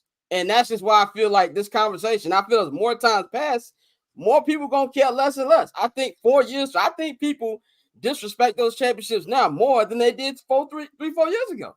And that's just how I feel like that's, and the players know that. And that's why they felt like, oh, we won this. You know, this is not to say they're gonna say it's a real championship, but there's a difference, and the players know that's a difference, and that's why they reacted differently to that. So, but we can respond to that all day. Good conversation, by the way. Let's move on to the loser side, the New York Yankees. I have no problem with the New York Yankees. I do have a problem with New York sports fans. I do. Fuck the Yankees. I have no problem with the Yankees. I have a problem with only problem I got with the Yankees is the one chain, cut your hair off, you know, like real business suit way they run. I don't like that. But a couple things I got to say to Yankee fans. One, I have too many New York friends, and I don't like to see them happy on the sports side. But Yankee fans got to listen to me when I say this. Back in the day is over. There's 2 favorite quotes when it comes to back in the day that I like. One when Slim Charles told Bodie, you know, the thing about the old days, they the old days. And when Tony Soprano told, I think it was Paulie, remember when is the lowest form of communication. Conversation. Look, man, this is not the 90s anymore. This is not the early 2000s anymore. The Yankees are not the Yankees anymore. Hey, the Dodgers are actually the closest you put the Astros.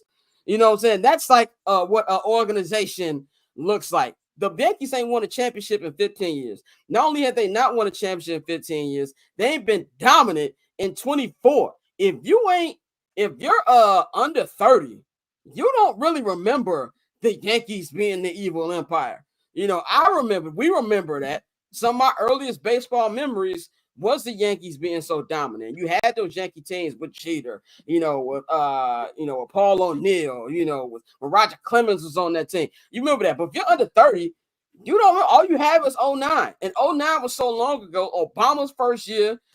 Steph Curry was in his rookie season. LeBron hadn't been to Miami yet. Tom Brady had 3 rings. That's how long ago. That was one movie in the Marvel Cinematic Universe. That's how long ago that championship was. And so now you got a situation where Hal Steinbrenner, he's not like his father. Stop bringing up George. George been dead for 15 years. Oh, the boss would have never did this. It's a pointless conversation now, man. So I believe they had a good year. For the Yankee standard, obviously maybe not. But the way they played towards the end, what is the Yankee standard anymore? Right, well, right. You just said they haven't won in 15 years. So let me finish. God damn it! Dang.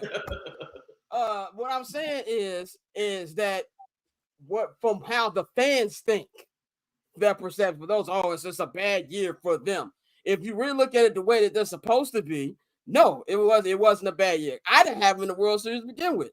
I had the Dodgers in there from the jump. So from that perspective, you got to look at it that it wasn't a failure. But you might have to change the way you look at stuff if you're a Yankee fan. And that number one thing has to be, you better hope they spend money on Juan Soto. Juan Soto immediately got into Scott Boras mode. Every team is on top of it right now. He won $750 million. You know what I'm saying? And that's just where it comes to. Courtney, what do you think the Yankees are going to go from here? Do you think they're going to bring Juan Soto back, or is he gone? They ain't giving that man that money. If that man is not getting that money from him, maybe that other team in New York, but that is not. He's not giving him that money. First off, how much is Aaron Judge making? Someone refresh my memory, Mikey. How much? I'll tell you right now. I want to say it's like in the 4s or 5s. It's 450. I feel like you can't make more than the captain. It's 360. 9 years, 360.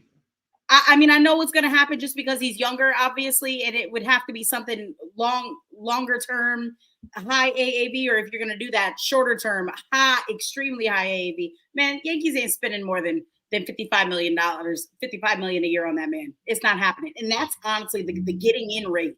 That's going to be the getting in rate. I wouldn't do it. But good luck to him. I hope he gets every penny. You said you wouldn't pay Juan Soto? No. Why? Not if I'm the Yankees. But if you're the Yankees, why wouldn't you? He's 25, ain't he? Yeah, he's a baby. I give him a blank check. But why? No, I want to know why Courtney. How many other roles you have in that organization, and the they're Yankees, willing to want to spend money to fill said holes? I'm just saying. No, I get the logic my behind team it. putting all that money into that one position, and then because first off, Juan Soto's not going to be an outfielder his entire career.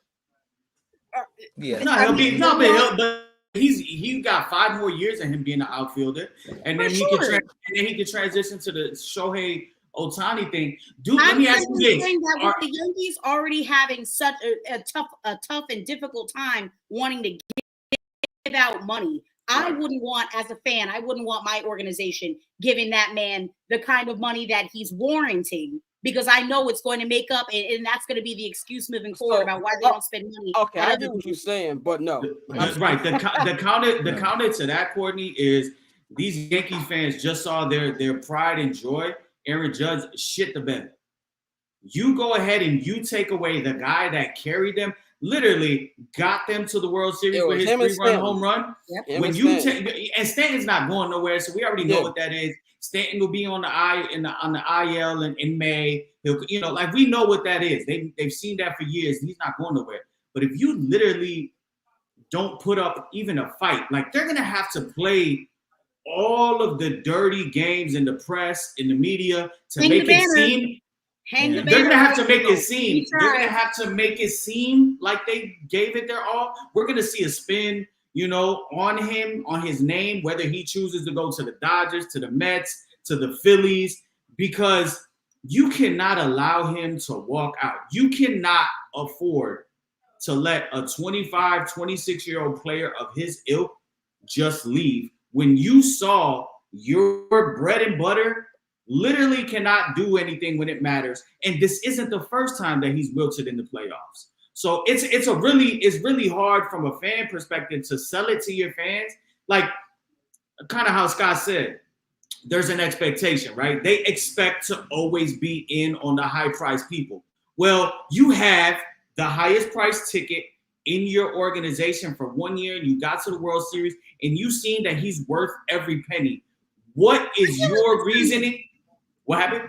No, I'm just saying in my mind, I'm just thinking that it's kind of weird that they'd be willing to give all this money to someone that is literally just a hitter. Like Shohei's getting that kind of bread because he's a legitimate two-way player. Giving that money to I just think also that's a bit astronomical. Yeah, I don't think he's gonna get more than Shohei. That's my thing. I think he's gonna get 600. I think the Mets are ready to give him $600 million today if they could offer it. But for me, I actually agree with Courtney. I think I understand how great Juan Soto is. That is not the debate here at all.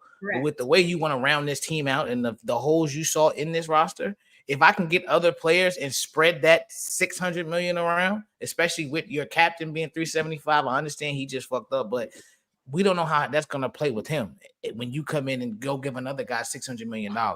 And I with you, it's easy for us to say, well, Aaron, you saw what you just did, bro. This is what we're going to do. We don't care how you feel about it. But at the same time, the way the Yankees play, the way they do business, and the way how Steinbrenner is, you saw his face. His face told you everything you needed to know. When they asked him how much money he has to pay him, he just said, oh, shit. But he wanted to sound like Johnson shit. You guys sound he ain't going to be here. It's offensive to me as a fan of baseball and as a general understander of how fucking valuable to me and my homegirl is.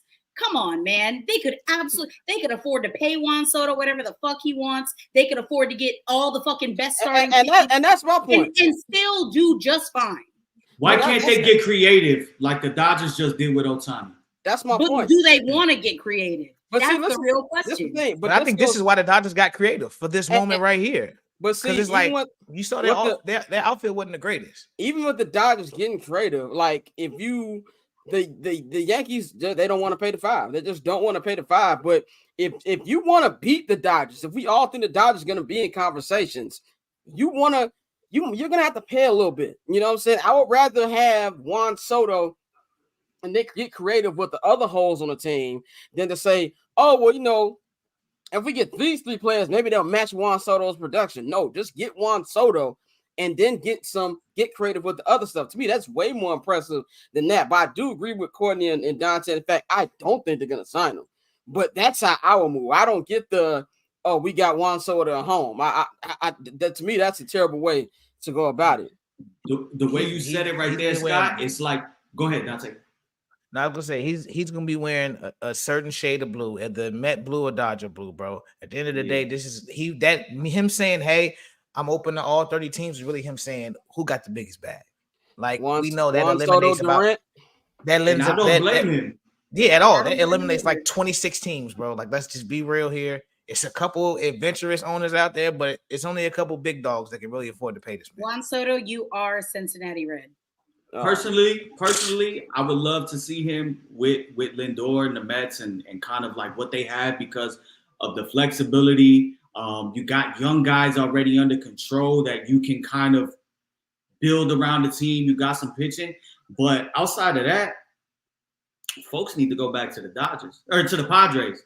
Just go back to the Padres. I don't think he likes living I think it was difficult being traded mid-season. Talk about winning the Juan Soto trade. Oh yeah, right. I feel like that is the perfect team to compete with the Dodgers. They're more equipped to compete with the Dodgers than the Yankees, and the blueprint is there. Win the National League, and you're gonna get to the World Series, and you're gonna have a good chance. So and more than likely, you're gonna win it. So those are the 2 teams I would like to see him go to the Mets or to the Padres. And I don't want him to go back to the Yankees because I've been telling all my Yankee fans, similar to you, Scott, that are my boys, this ain't the old days. You're not held in those regard. It's not like everybody saying, oh yeah, people want to come to the Bulls because Mike, that was over 20-something years ago. These kids don't know Derek Jeter, Bernie Williams, Jorge Posada. They've never seen that. You know what I'm saying? Like I forgot. Bernie Williams, postseason god. They don't know Hideki Matsui. They don't know these guys. They grew up seeing, and you think about it from if you were born in 2007, 2008, as we're getting up there, they know the Astros. They know the Dodgers. Shit, they know the Red Sox. They don't know the Yankees like that. So I don't think they're in that light anymore. But if you're the Yankees, you need to find a way to get back in there, and that you can't do that without Juan Soto. I'll say this. There's 2 things, and then I know Ben. I don't know if you have something to say, but there's 2 things. One, that 2004 ALCS kind of really changed the perceptions of both organizations, which is very, very crazy. And number 2, Yankee fans, you're not there yet, but you're very, very close to being like Cowboys and Bulls fans. You're very close. When you keep talking about the glory days, you're very close to that.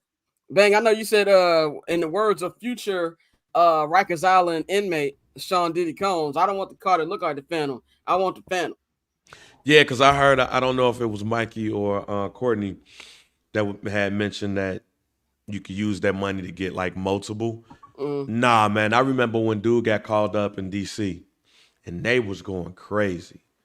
Like you knew that you had the next Mickey Mantle on your team as long as Buddy Ass don't get hurt. So to see what he's done for at least 2 franchises right now, bringing titles to 2 franchises and shit, man, you got to pay the $5. You got to pay the $5 because like Scott said, you're running dangerously close to remember the days. You're dangerously close to Benny Siegel and Eve rapping on the damn banister. Right. You're dangerously close to track 5 on the region. Right. Don't get me wrong. It's good to have Judge and Giancarlo and stuff, but you gonna need that boy to not only bring Stanton from Sherman Oaks. Right, Giancarlo. But nah, you're gonna need that boy, and you're gonna need somebody that's just gonna be around for years. Also got to remember, I know in baseball terms, they ain't necessarily the oldest, but when you got somebody that's still in their mid-20s, You need a face of the franchise, and that's the person that's going to be the face of the franchise. When you pay him $700 plus, that man is going to be the face of your franchise for years to come. You're going to need somebody like that. So if the Yankees don't do it, hey, the Mets going to go ahead and pay the $5. Oh, 100%. Bobby Axelrod gonna pay that $5 for the Mets. But anyway, that concludes our baseball. Look at me having something credible to say about baseball. Be proud. Two baseball bang takes proud of today, me, man. Definitely be proud of you. Let's get into some NFL. Week 9. We ain't gonna spend too much on top. I think I'm really the only one who, I don't know, Bang, if you got some on the Texans, but I said a couple weeks ago, when the Texans. Oh no, I do. Okay, cool. It was, I think the Texans were playing the Packers. And we know the two NFC North teams they played so far. Well, have they played all the NFC North teams yet? They played the Vikings yet? I think they did play the Vikings. But who, the Texans? Yeah, they lost like 30-7 or 10. Oh, yeah, that's what it was. They have a good NFC North teams have a good way to defend CJ. But now I'm starting to think that maybe they're not defending them. The CJ just having a down year. Now, if you look at CJ's numbers, yeah, they're pretty solid. He's already over 2,000 yards passing. He has 11 touchdowns, 4 interceptions. But this is why you can't get too lost in the box score, because he just doesn't look the same as he did last season. And this is not to say that he's been bad. I don't think the CJ's been bad this year, but it's something missing. And the offense looked discombobulated. There's a lot of fans out there who is Bobby Stoll. He needs to be the next hot offensive coordinator. He don't look like we know he's doing. You know, him and Clint Kubiak were really hyped coming into this season. And, you know, they had like a week or two where they're real hot, and they've come back down to earth. And I said this a couple weeks ago on Trillburger Twitter. Michael Watts Twitter really came in my head when I said this, that maybe this is why it's a little bit of a sophomore slump, because think about grading quarterbacks, and that's going to go into our next topic with Anthony Richardson. It takes a long time outside of maybe the Mahomes, where you know for real what kind of guy this is. And that's not saying that CJ is going to continue to slide back. I think CJ is going to be fine. But I do believe this is something where maybe it was too early for a lot of people. And Bang, you said this last week about Pat, but that was extreme. But I get what you were getting at, that we shouldn't be crowning niggas so quickly. He's not in the Pat, Lamar, Allen, Burrow tier yet. You know what I'm saying? And that's why I feel like it's missing from this team. And it's going a little bit under the radar, because that performance they had last night against the Jets was terrible. And this is the Jets defense that they've been okay, but he definitely should have had a way better game than that one. Man, you got a take on the Texans? Yeah, and let me reiterate what I said about the Pat thing so people can understand. Pat is the greatest quarterback that I've ever seen play at this point when it comes to talent and all of that. What I'm saying is what if Pat's career ended, right? It's going to be a lot missing to that, right? And that's what I mean about, I'm a type of person that waits till the career is over with before I just really crown a nigga, right? So let's transition to this shit with CJ Stroud. All year long, we heard last year about how CJ Stroud was this and he was that, and he was going to be the best young quarterback and all of that, and he was going to eventually be going up against Pat Mahomes, and all of that stuff can be true. But then when you get to the draft, everybody wants to have that CJ Stroud year, and boom, boom, boom. What I don't like about sports right now is that we're so short-sighted. And what I mean by that is everything that goes on this year is that nigga's career. And you put too much dip on somebody's chip, not realizing that next year got to come and shit might not be good like it was beforehand. And that's what's going on with CJ Stroud. I think me and Mikey, and I think Mikey, it might have been you, me and Mikey at the preseason show had said that the Texans was going to have a down year and that CJ wasn't going to be as good as everybody had him in the beginning of the year. Because what happens is now everybody got tape on you. And not only do they got tape on you, they had time to dissect not only that tape, but that offense of the Houston Texans. So that's what's going on. CJ Stroud is going to be a good quarterback. He's going to have a tremendous career. But what happens when everybody got tape on you and they're using it against you every week? Everybody does now. That's what's going on with CJ Stroud right now. And they got to adjust. So we was all in love with Bobby Slowick, Pauls and stuff at the beginning of the year, future head coaching candidate and everything. What this also shows that coaching in the NFL sucks right now on the offensive side. That's why you see a lot of quarterbacks like Anthony Richardson and others who have been struggling, because now with that Ricky Wade scale, you can scale back on the quarterback position, upgrade on everybody on everywhere else, and try to go for it and gun it and try to get it, instead of what some coaches should be doing is coaching for the long term. I got to win it now. Well, I ain't gonna have no job. So Bobby Slowick has to learn how to adjust on what everybody is pitching on CJ Stroud and stuff right now. But that's also why I'm not so quick to crown folks, because it's a long career, a very long career. So they got tape on that man, and we going to see how he reacts to it. But right now, it ain't looking good. Courtney, did you have anything on this? I know, I don't know. I don't know if you had a take on this or not. I don't have too much to say other than I feel like we're dumping too much on CJ Stroud and not how just fucking terribly bad their offensive line has been. The offensive line for the Texans has been one of the highest penalized fucking offensive lines in the NFL right now.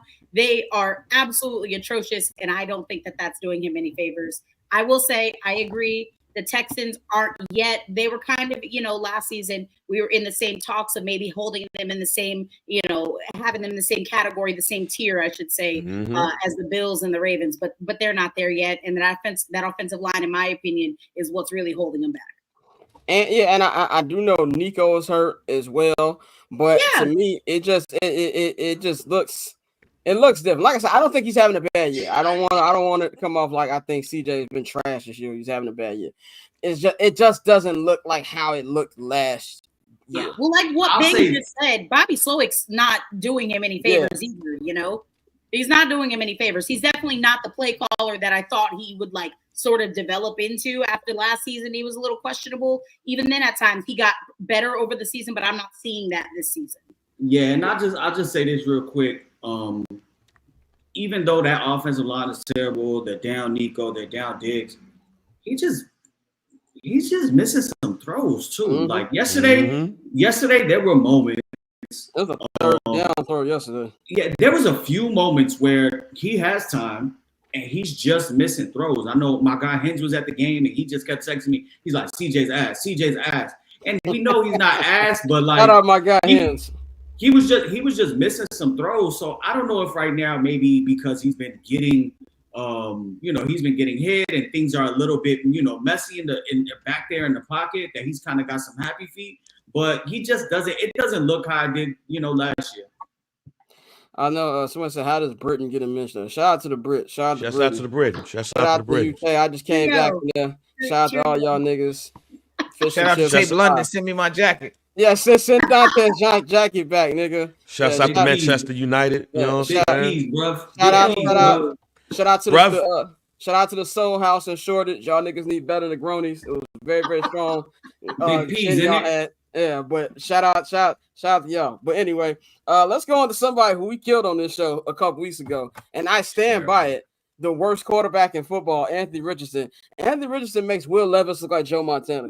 And that's how bad that this nigga has been. Like some of the stats that came out last week while the game was going on, like how does he have 18 yards at halftime or something like that? And it was just terrible. And you got a team in the Colts who I thought would be way more competitive than they were right now. They have benched Anthony Richardson. Now, outside of his play, this nigga did say, Doe, let me out. He told Doe, let me out after a division game last week. You don't want to hear that from your franchise quarterback, and I do that with air quotes. And now he's done for the rest of the year, just in time for Sunday Night Football, because that game's going to be trash regardless. But I'd much rather see Joe Flacco play than I would Anthony Richardson right now. I still think he's still going to get killed against that Brian Flores defense, but whatever. He's benched for the year. This is the second time we've seen a top 3 pick or a top 3 drafted quarterback be benched. We saw Bryce Young earlier. And, we could talk about development, and I will agree with that majority of the time when it comes to this. But it just sounds like me, Dante, everybody on this show said, outside of Courtney, The nigga just bad. He just bad. It's not a development issue. He shouldn't be playing. He should still be in Florida. Now, I understand the situation. People got families to feed, and if you have an opportunity to be the third quarterback drafted, you're gonna take it. But if there's anybody who should be getting killed for this, is once again Chris Ballard. I had a comment about Chris Ballard. This isn't. I'll put that in the chat. I can't say that out there, but this is a nasty nigga. But anyway, Chris Ballard needs, and I mean that literally. But Chris Ballard and all these quarterbacks he keep getting ever since Andrew Luck hit him with the deuces. Why aren't we talking more about his job? Because you blow a pick like this. Because the owner crackhead. The owner is a crackhead. That's right. Ursay is a just crackhead. about to say. So that's a big thing here. But Dante, I know you on the same wavelength as me with him just being trash. What do you think about him being benched for the rest of the year? Yeah, and it's my thing. Like, I know we keep saying he trash. The thing is, you knew this when you drafted him. Like, the thing about Anthony Richardson is, like, they were like, yeah, if you take him high, he's still a project. And so this goes back to what we've been talking about for the past couple of weeks, is the coaching. It's like, yeah, you took him at what? He was the fourth pick, right? Fifth. Well, I think it was. He was the He was fifth pick. He was the third quarterback taken. Yes, but at the same time, if you know your team isn't just a quarterback away from winning a Super Bowl, and you know this guy was a project at Florida, you saw his issues at Florida. Everybody who watched him told you this was going to happen. I have no clue why you would just try to baptize him by fire. And we've stuck with that mentality for the sake of they're on a rookie contract. We can just bolster the team around him and let him work out the kinks. And it's like, no, like with everybody, it don't work like that. And that's why, as the season goes on, the Falcons look better for drafting Michael Penix Jr. because whenever Kurt is done, he's going to be able to step right in. I know people are going to talk about his age, but I don't give a damn about that because at the end of the day, if he gives you 7-8 good years, do you care? You could just repeat the process. You draft somebody else and, develop him. So I think with Anthony, it was actually unfortunate. I know I fried him, but you knew he was a project and you still didn't do the necessary things to coach him up. The tapping out in the middle of a game is insane from a starting quarterback. This is not college football. That's not something you see quarterbacks do unless they're hurt. So that was crazy. So clearly it's not just his ability, it's his conditioning, it's everything. And so with that being said, I don't do him like Bryce Young when you bring him back in a couple weeks and see what he can do. That nigga. No, sit him and work. Let him work. Let him get his QB coaches in there. They do their thing, and you really go in and you, as Courtney said, if you could fix him, fix him. Courtney, you said you can fix him. Do you believe that still, or you just he stinks now? You were on mute. Yes, sorry about that. Yes, I still believe that. But again, I also think it's more indicative of a larger problem that exists with the NFL, and that's expecting these dudes to perform right after college, and and there's no real adjustment period. And then as soon as he gets back, it's I don't want to play with you anymore. And so it's like damn. It's crazy. I know NFL stands for not for long, but damn, man, 10 fucking games. Can we get? Damn. Yeah. But in the Colts' defense, brother Anthony Richardson, you're not doing yourself any favors. Tapping the helmet because you're tired, nigga. You don't get the luxury of being able to be tired. Yeah. You don't have that luxury. If he got were to throw a forward spiral to get tired, then he'd have that luxury. But brother, you can't do that in your position from where you are. Just all bad all around. He pulled the NFL version of no mas, and you just can't do that. And he's young, but you got grown ass men on that roster. That shit does not fly. And they're 4-4, right on the bubble of getting a wild card berth. They might actually be in their division. One thing that people aren't talking about though, he did drop a dime to Goodson in the end zone and he dropped it. They should have beat the Texans. And nobody's really talking about that, but he's not good.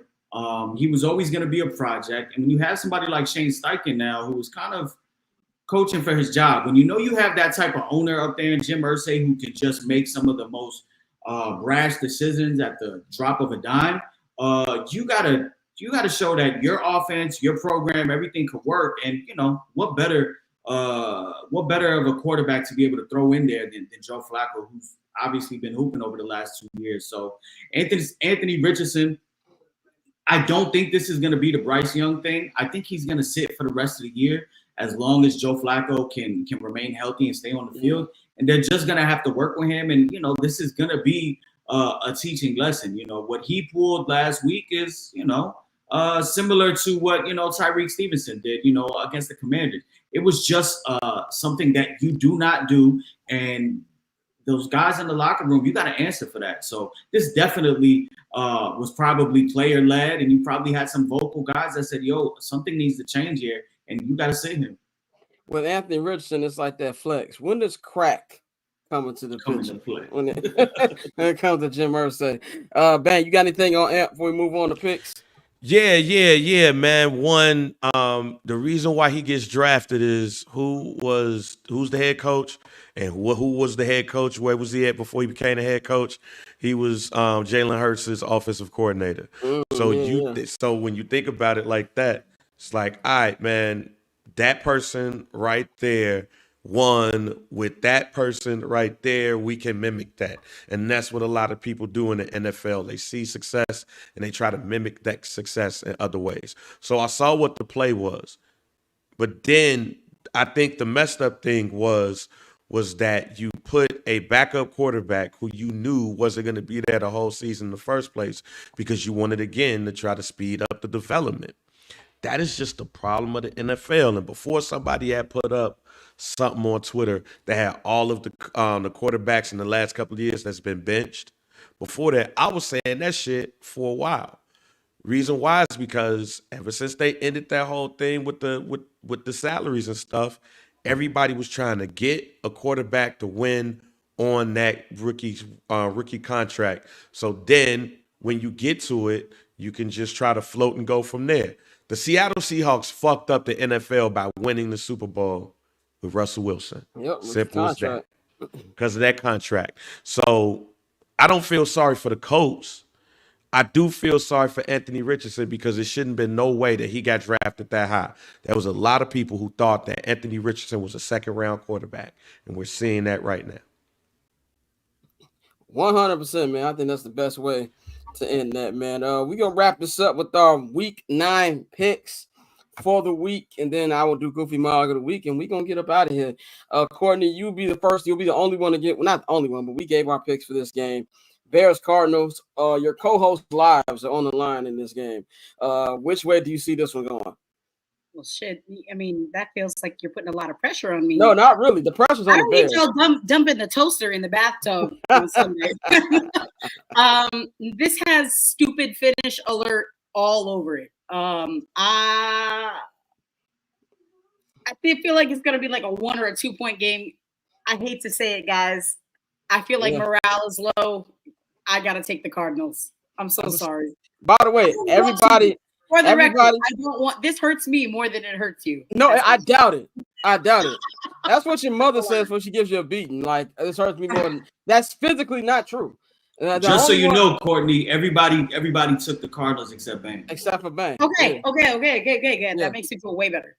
Yeah, everybody took except for Bang. Look at Bang. Bang said, I'm going to stand by my man. That's my man, and I'm going to stand beside him. I'm going to stand beside him.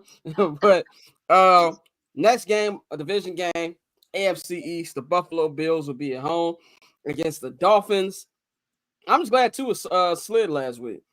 Got out the game without a concussion. You know what I'm saying? He played well. Jay Hood, you're right about QB development with everybody not named Anthony Richardson. some niggas just bad. He one of them.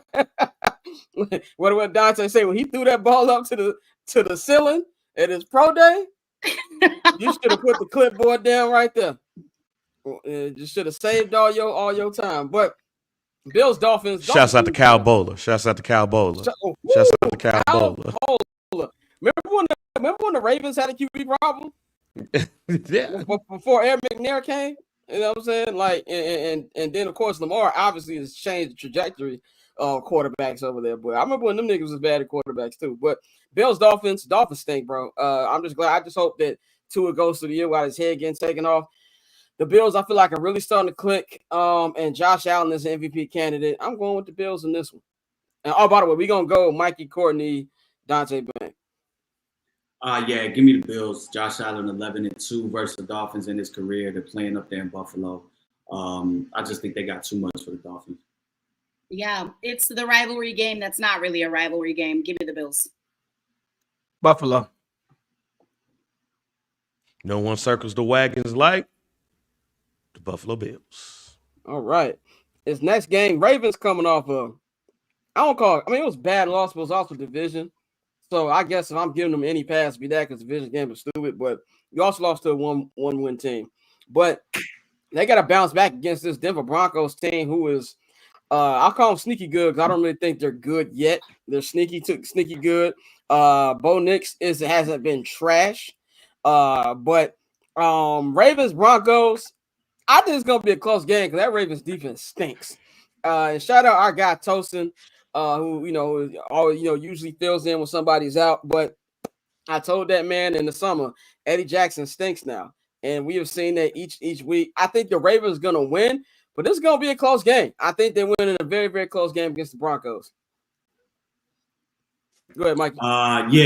Give me Bo Nix has been playing well. That defense has been playing well, but I like the Ravens to get right in this one. By God, do you hear that, guys?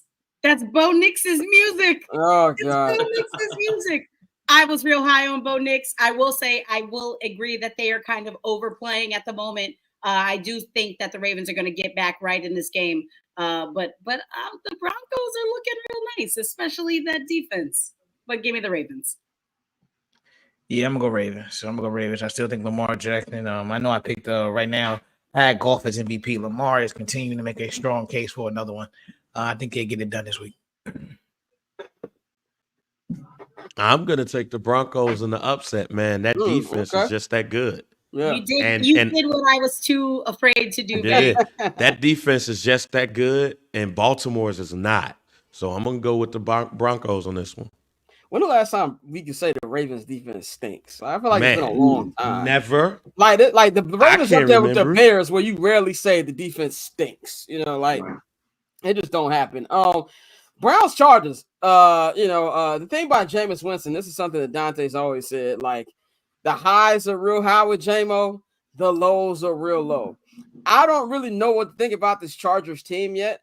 I think they're decent, but I feel like that the Browns feel a lot better post Freaky Sean era. I think the Browns gonna win. I think this is gonna be a shootout though. I'm gonna give the Browns the edge at the crib. I think Jameis gonna have like 3 touchdowns. I think he's gonna throw about 2 picks, but I think it's gonna be enough to get the dub. I think the Browns win 2 in a row. Yeah, I'm gonna take the Browns, and shout out to Nick Chubb for coming back, man. I think that's a vital piece of their offense. I think this game is actually gonna be really low scoring. I think this game is gonna mirror that Chargers Cardinals Monday night game where we really only had like 1 touchdown towards the end. But give me the Browns with the home field advantage and the ability to run the ball to match what Harbaugh is going to do. This is going to be a really low scoring game. Yeah, I got one more game believing in Jameis before that bozo gene. Right, exactly. Kicks back in. 2 to 3 games before it fully kicks in. Correct. Yeah. So yeah, I'm gonna take the Browns in this game, but not because I want to. All right. Yeah, I'm gonna go with the Browns, my boy J-Mo. I think the Chargers, like I said, Harbaugh, I like what he's building, but they still need more pieces. And I think J-Mo's gonna stay hot this week and get it done. Boy, that defense is gonna start playing for the Browns like they ain't played all season long. Hey, underrated stat, if I remember correctly, Winston didn't throw an interception. It's some that got dropped. Yeah. They dropped some. Yeah. But he ain't get one. So I think the defense is going to be hype, man, and the Browns is going to win this game. Panthers, this is a disgusting game. Panthers Saints. The Saints be getting slutted out after their hot start. But nigga, if you can't win, this is the homecoming game. If you can't win this, then I don't know what to tell you. I got Saints winning this one. Alvin Kamara, they'll be able to get it done. It don't even matter who quarterback. Is it still Spencer Rattler? Like that, Carr is going to be playing. Derek Carr's back. Right in time for the election. Election year Carr. Let me go ahead and take them all 4 TDs. Right, exactly.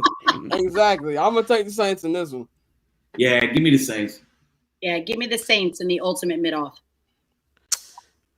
I'm gonna go with the Panthers. Oh my God! I knew you would. You're such a hater. Well, I'm anti y'all niggas too. I'm going with the Panthers on this one as well. Y'all ain't gonna leave me on the Bears Island by myself.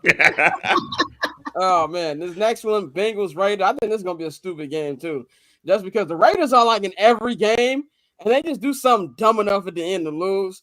And this Bengals defense is that bad to let them win the game. I got the Raiders.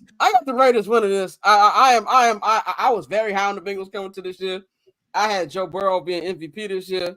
I don't believe it's Joe Burrow's fault that they stink, but I'm going Raiders in this one. I think Raiders find a way to get it done.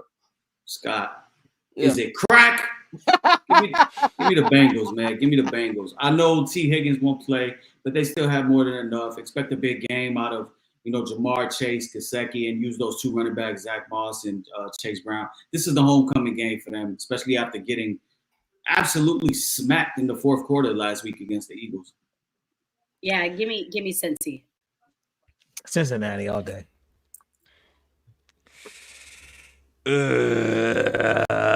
I'm being anti again. Give me the Raiders. There we go. I thought it was gonna be lone wolfing it out here. we got the Raiders over here. Yeah, free Brock Bowers. Exactly. Free Brock Bowers. Free that. That's how I feel about the Raiders. Free that boy. This next game, we got a division matchup. Giants Commanders in MetLife. This is the second time to be facing this year. First time the Giants held them without a touchdown. The Commanders won by the same score. They beat the Bears 18-15. Game winning field goal. I really want to take the Giants because I'm a hater of the Commanders right now because I'm mad, and then also because I think it'll be funny. But the Commanders are going to win this game. I don't have faith in that offense of the Giants. I think the Giants defense keep it close. But I think 2 weeks removed from the rib injury, I think Jaden will be fine, even though Brian Robinson is questionable. I'm still going to go with the Commanders in this one. Yeah, give me the Commanders, man. I do like the Giants defensive line, Dexter Lawrence, Brian Burns, but I mean Daniel Jones hasn't thrown a touchdown since Sunday, October 6th against the Seattle Seahawks. There's no way you can win with that. Give me the Commanders. I will say I've seen some slight improvements from this Giants team. I really am high on Tyrone Tracy specifically for fantasy. He did clear concussion protocol. I'm about to say, is he playing this week? He will be playing this Sunday. So yeah, I will be hammering the start on my fantasy team. But yeah, I got to go with the Commanders. Yeah, I mean, this is an easy one. I'll never probably ever pick the Giants. If they win, it's going to be not on my court. So right, not on my watch. Hey, man, I think the letdown game is coming. I'm picking the Giants. I wanted to pick them so bad. I think the letdown game is on its way. Y'all want to be the Detroit Lions so bad? That's crazy. You think this is going to be a hangover game for the Commanders? Yo, that's a crazy stat, though. Here's the thing. If I didn't tell y'all this, but if they had beat the Bears, I still would have said, like normal we know, I said if they beat the Bears, a letdown game is coming. Now, considering how it happened, I know I feel it in my heart that it's coming because you put so much into that game and everything that went with it. A letdown game has to come in the NFL in some type of capacity. And what better way to do it on a division game that you should win? Next game, Falcons Cowboys at the Benz. I am so off the Cowboys. Not that I was ever on. I had to miss the playoffs in our preseason special, but I'm just all the Cowboys are a bad team. You got Trayvon Diggs yelling at media members because he can't cover nobody. He gave him some nuts though. Pause. Yeah, like he gave him some nuts. What you mean? Yeah, he literally gave him some nuts. Some nuts. Oh yeah. The food. If only he put that much energy in the guard and wide receiver, then we wouldn't be here. I'm still trying to nail down the timing on that. By the way, I want to know how when did he see the tweet? Right, and he saw the tweet. There's only a few minutes. Oh, how did you find out about that? He probably legit walked in and like went to his phone, and somebody probably sent it to him. And then he That's went right back out. That's nuts. That dude is on the news here in Dallas. So like, okay.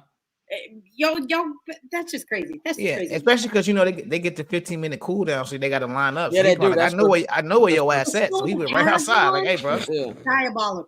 Yeah, they do. They the 15-minute cool down when you're outside the locker room, wondering what's taking so long. Yeah, they definitely have that. Falcons been playing well. They're number one in the NFC South. They're at the crib. They play real good at the Benz. I'm liking what I'm seeing from Kirk Cousins. He'll be swag surfing on these niggas again. I'm going with the Falcons. Yeah, I'm gonna go with the upset. I'm gonna take the Cowboys. I've had the Falcons winning this game over the last few weeks, but I think we see a big game out of Dak and CeeDee Lamb. Unfortunately, that's really the only wide receiver he has chemistry with, but I do think he gets Jake Ferguson involved. Give me the Cowboys squeaking one out by a field goal. Yeah, I feel like the Cowboys are going to win this game too. And again, I'm not rooting for it, but I just feel like if they don't win this weekend, they might as well go ahead and just start planning their vacations. Give me the Cowboys. The Falcons are about to put a 30 ball on these niggas, and it might be 40. Yeah, I'm with you, Dante. Fun fact, Darnell Mooney and Drake London, the Falcons are the only team in the NFL right now with two wide receivers that have over 500 receiving yards. They're moving the ball really well through there. Shout out my boy Moon, man. I'm glad to see him cooking. Kyle Pitts actually has a pulse. And Bijan gonna do he's nice. And again, I think Kurt is just really getting comfortable like on that Achilles. And so I think they're really going to put up some points on Dallas because Dallas can't stop anybody.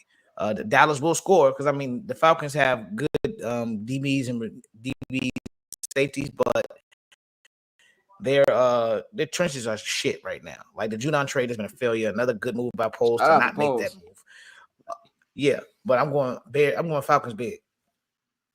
Same, man. I got the Falcons in the route. You're going to be questioning Mike McCarthy's job status at this game. Next game, discussing Titans, Patriots, both these things. But I'm done picking the Titans and anything. I'm going Patriots. Yeah, I'm going to – is Drake May playing? No, I don't think. I think he's still concussion protocol. I'm not 100%. I think he practiced. Yeah, the Titans did just play the Lions. Yeah, I'm gonna ride with the train. I'm gonna ride with the train. Give me the Patriots. Give me the Patriots too. Tajay Spears is out. Yeah, I'm gonna ride with the Patriots. I'll say this: if Scott can pick Jacoby Brissett, Drake May just passed. He's playing. Give me the pass. Give me the pass. I'm taking the Patriots. I'm taking the Patriots. Go ahead, man. Oh, Patriots. Patriots on now. Let's go to this next game. Eagles, Jaguars. The Eagles are really starting to find themselves in a groove.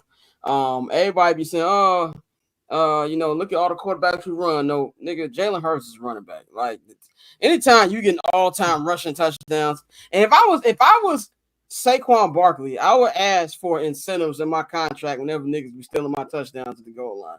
Like it's ridiculous. The tush push should have been retired with Jason Kelsey. It's just annoying at this point. If I was a fantasy football player still, or if I was betting money on Saquon Barkley, I would be hot.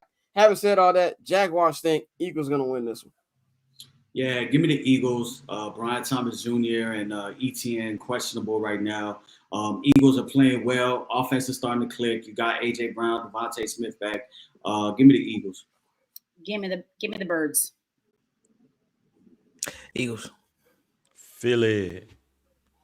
All right, let's go to this next game. Another division game, NFC North division game at Lambeau Field. Packers and Lions. Jordan Love messed up his groin, pause, but he is expected to play this Sunday. I don't care. I'm going Detroit Lions. Detroit, I said on the show last week, I think they're going to start to run it up. I think they're going to run away with this division, and the other three teams, we're going to be looking at wild cards. They put the beats up on the Titans last week. Obviously, the Titans aren't the Packers, but one thing about Jordan Love, he's going to throw you a couple, man, and this Lions defense really, really playing well recently. I got the Lions win this. It'll be a close game because it's a division game, but I got Detroit. Give me the Packers. This is the first game right now that the Lions are going to be playing outside all year. We know that they're a different team when they get outside. I just think that the Packers defense is good this year. We're expecting some weather. I think it's going to be like 80% rain.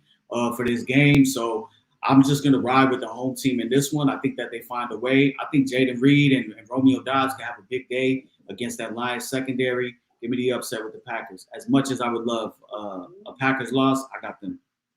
Yeah, give me the Packers. I need a big day from Josh Jacobs. Give me the Packers. I think Jared Goff is gonna put the buffs on, put these niggas out there with the Lions. Go ahead, say it. Yep. I'm going with the Lions on this one. I just don't know. The only reason why is Jordan Love. I don't know how healthy Jordan Love is really going to be with that groin. So I don't trust the running game and Malik Willis to hold them down if Jordan Love can't make it through. All right, another division game. You got a couple division games this week, man. Seahawks, Rams. Rams have won a couple in a row. Seahawks, they've been playing pretty solid, man. This is in Seattle. I think this is going to be a very, very high scoring game. But Puka Nacua has another injury. Puka. It's not Cooper. Puka Nacua got another injury, so he's not expected to play this week. I'm going to Seahawks in this one. In very, very close game. Give me Hawks by a field goal this week. Yeah, give me the Rams. Kyron Williams. I think they actually said that Puka Nacua probably is going to give it a go. Oh, he's going to give it a go? Okay. Yeah. Sean McVay said that he wouldn't count him out. DK Metcalf out. Noah Fant out for the Seahawks. Give me the Rams. Yeah, this is one of those. I'm going to go like turn over on the couch and go to sleep. But give me the Rams. That one has stupid finish alert. Also has stupid finish alert all over it. Yeah. I'm not looking forward to this game, but I'm gonna go with Rams. Well, the good thing is the Bears are gonna be playing during this time, so you know. Oh, wait. Someone said the barber's chair jinx. What is this? So B-Dot is a Packer fan. Whenever somebody picks the Packers, he says that we jinx the Packers, which I have no problem doing. Chill, I picked y'all last week, and I think the last 2 weeks. Yeah, you did. Man, who you going? Man, I'm going to take the Rams in this game. 2 more games, 2 primetime games. Sunday Night Football, Minnesota. They ain't been playing well recently. I think they didn't drop like 2 in a row. Playing the Indianapolis Colts. Joe Flacco will be starting. I know I'm going to contradict myself because I said that, you know, Joe Flacco being out there, he's going to have a rough time against this defense. I'm still picking the Colts. I think that the Vikings are coming back down to earth.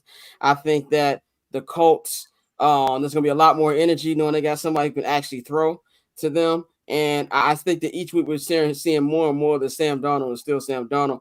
I'm going to go Colts with a road upset.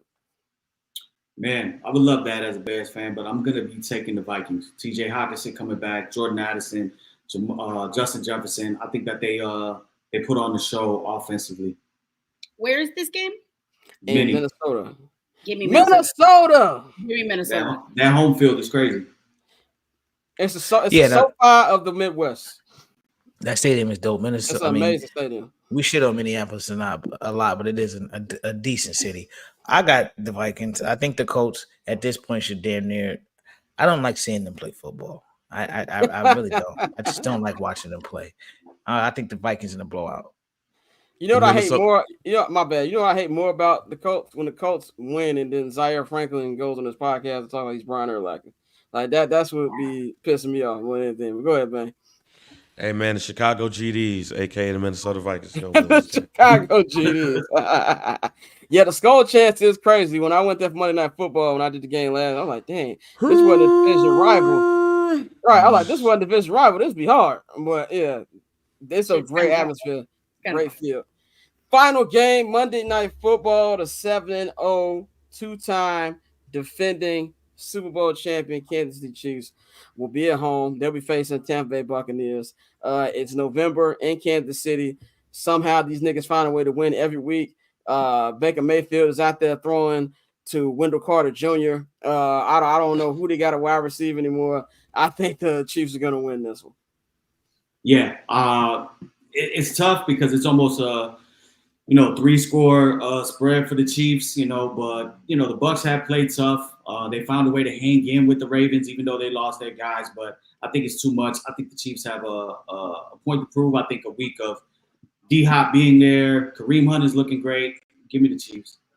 Yep, give me the Chiefs, and I don't think it'll be particularly close. Yeah, it's D Hop playing, right? Yeah. Yeah. I mean, that wouldn't have mattered either way, but yeah, I'm going with the Yeah, it Chiefs. really I just wouldn't think have. it'll be a little more comfortable. 14, 17 points. D-Hop gonna get him 2 touchdowns this game. Got the Chiefs. All right, that concludes our week 9 preview. We're gonna wrap this up with my goofy mog of the week. This ain't gonna take long whatsoever. My goofy mog of the week. I'm giving it to media members who gassed up that idiot who tried to rip Mookie's hand off in the end zone in game 4. It was. Yes, I'm talking to you, Jesse Rogers. Yes, I'm talking to you, Barstool. We gotta stop making idiot fans praising him up, lifting him up. By the way, only happens with white fans. He was not a hero for trying to help his team. You're an idiot, and you shouldn't be able to be at the games anymore. You shouldn't be and like, who even wants to hear an interview? I feel like this is just outside of sports. When you got mediocre white people who do stuff and they get praised for it. Why does Hawk Tua have a podcast? I don't know. It's stuff like that. When you have a little viral moment and it's like, hey, let's hear what this person has to say. We don't care. And I was nothing pleased me more than when the Dodgers closed it out, and it was like 30 minutes after Barstool tweeted out the interview don't want to miss. In the words of Charles Barkley, take that shit out the windows. Not gonna need it tonight, nigga. Like, so enough of the praising of these idiot fans or influencers or content creators who don't have any type of talent. Enough of it. So that's what I'm giving my goofy mog of the week, man. So that's all we got for this edition of I'm Not Gonna Hold You. Shorter version that we have on Fridays. We'll be back on Monday. I know, Mikey, you won't be with us next week, but we'll be me, Dante, Bang, Courtney be here. Big week next week. Go to the polls. Go vote, man. On Tuesday. I don't know why I thought it was on Monday. So I thought we weren't gonna have no show on Monday, but it's on Tuesday. Yeah, man. So I feel like Magic Johnson on Monday. My 30th birthday. Oh, I forgot. Yeah. You're not gonna be here. That's right. Courtney's gonna. She put a PTO in ahead of time. Oh, you turning 30. Oh, little baby. I am traveling down to Baton Rouge to go watch some Alabama football. Okay. Yeah. Check out the vibe. So I will be on PTO next week. Happy birthday to you. To you. Thank you, babe. Welcome to 30. There's been gay. I'm not there yet. I got one more weekend to party and drink like I'm in my 20s, and then I gotta get my shit right and max out my 401k and all that. All right, we gonna see. Your body gonna tell you when it's time to turn 30. When them hangovers last a full business day. Don't worry, my back is hurting right now. Hit it with that bang. I was wondering what would break first. Right. I got drunk on Sunday, boy. I was hungover till Tuesday, nigga. Like, when you're in your 30s, hangovers are not fun, bro. But happy early birthday to you, Courtney, because we won't be on the show Monday. So me, Dante, and Ben will be holding down. Hopefully, we're talking about a Bears victory on Monday, man. Probably not, but I hope. You can follow Courtney at 1-800-CALLER-BRO on all social media platforms. B. Dot said, Tay getting waves on company time. Got to, nigga. Got to. I told my boss and said I'm gonna start wearing my do-rag to work and say it's for religious reasons. That's hilarious. I want somebody to try me. Fuck you. That is hilarious. You can follow Mikey at Junior_Solito on Twitter. You can follow Dante at October Zone Tay on Twitter. Follow Bang at GR Bang on Twitter. Of course, you can follow me at Barchair Scott on all social media platforms. This is gonna sound very Generation Z, but nigga, follow me on TikTok, nigga. My TikTok views been going up. Fuck with your boy on TikTok, nigga. For some reason, them numbers is going high. I don't know why. We get mad comments now. Shout out to everybody on TikTok. At Barberchair Scott, everything. Follow Barberchair Network at Barberchair Net. Follow HMB Media at HMB Media TV on Twitter and at HMB Media on Instagram.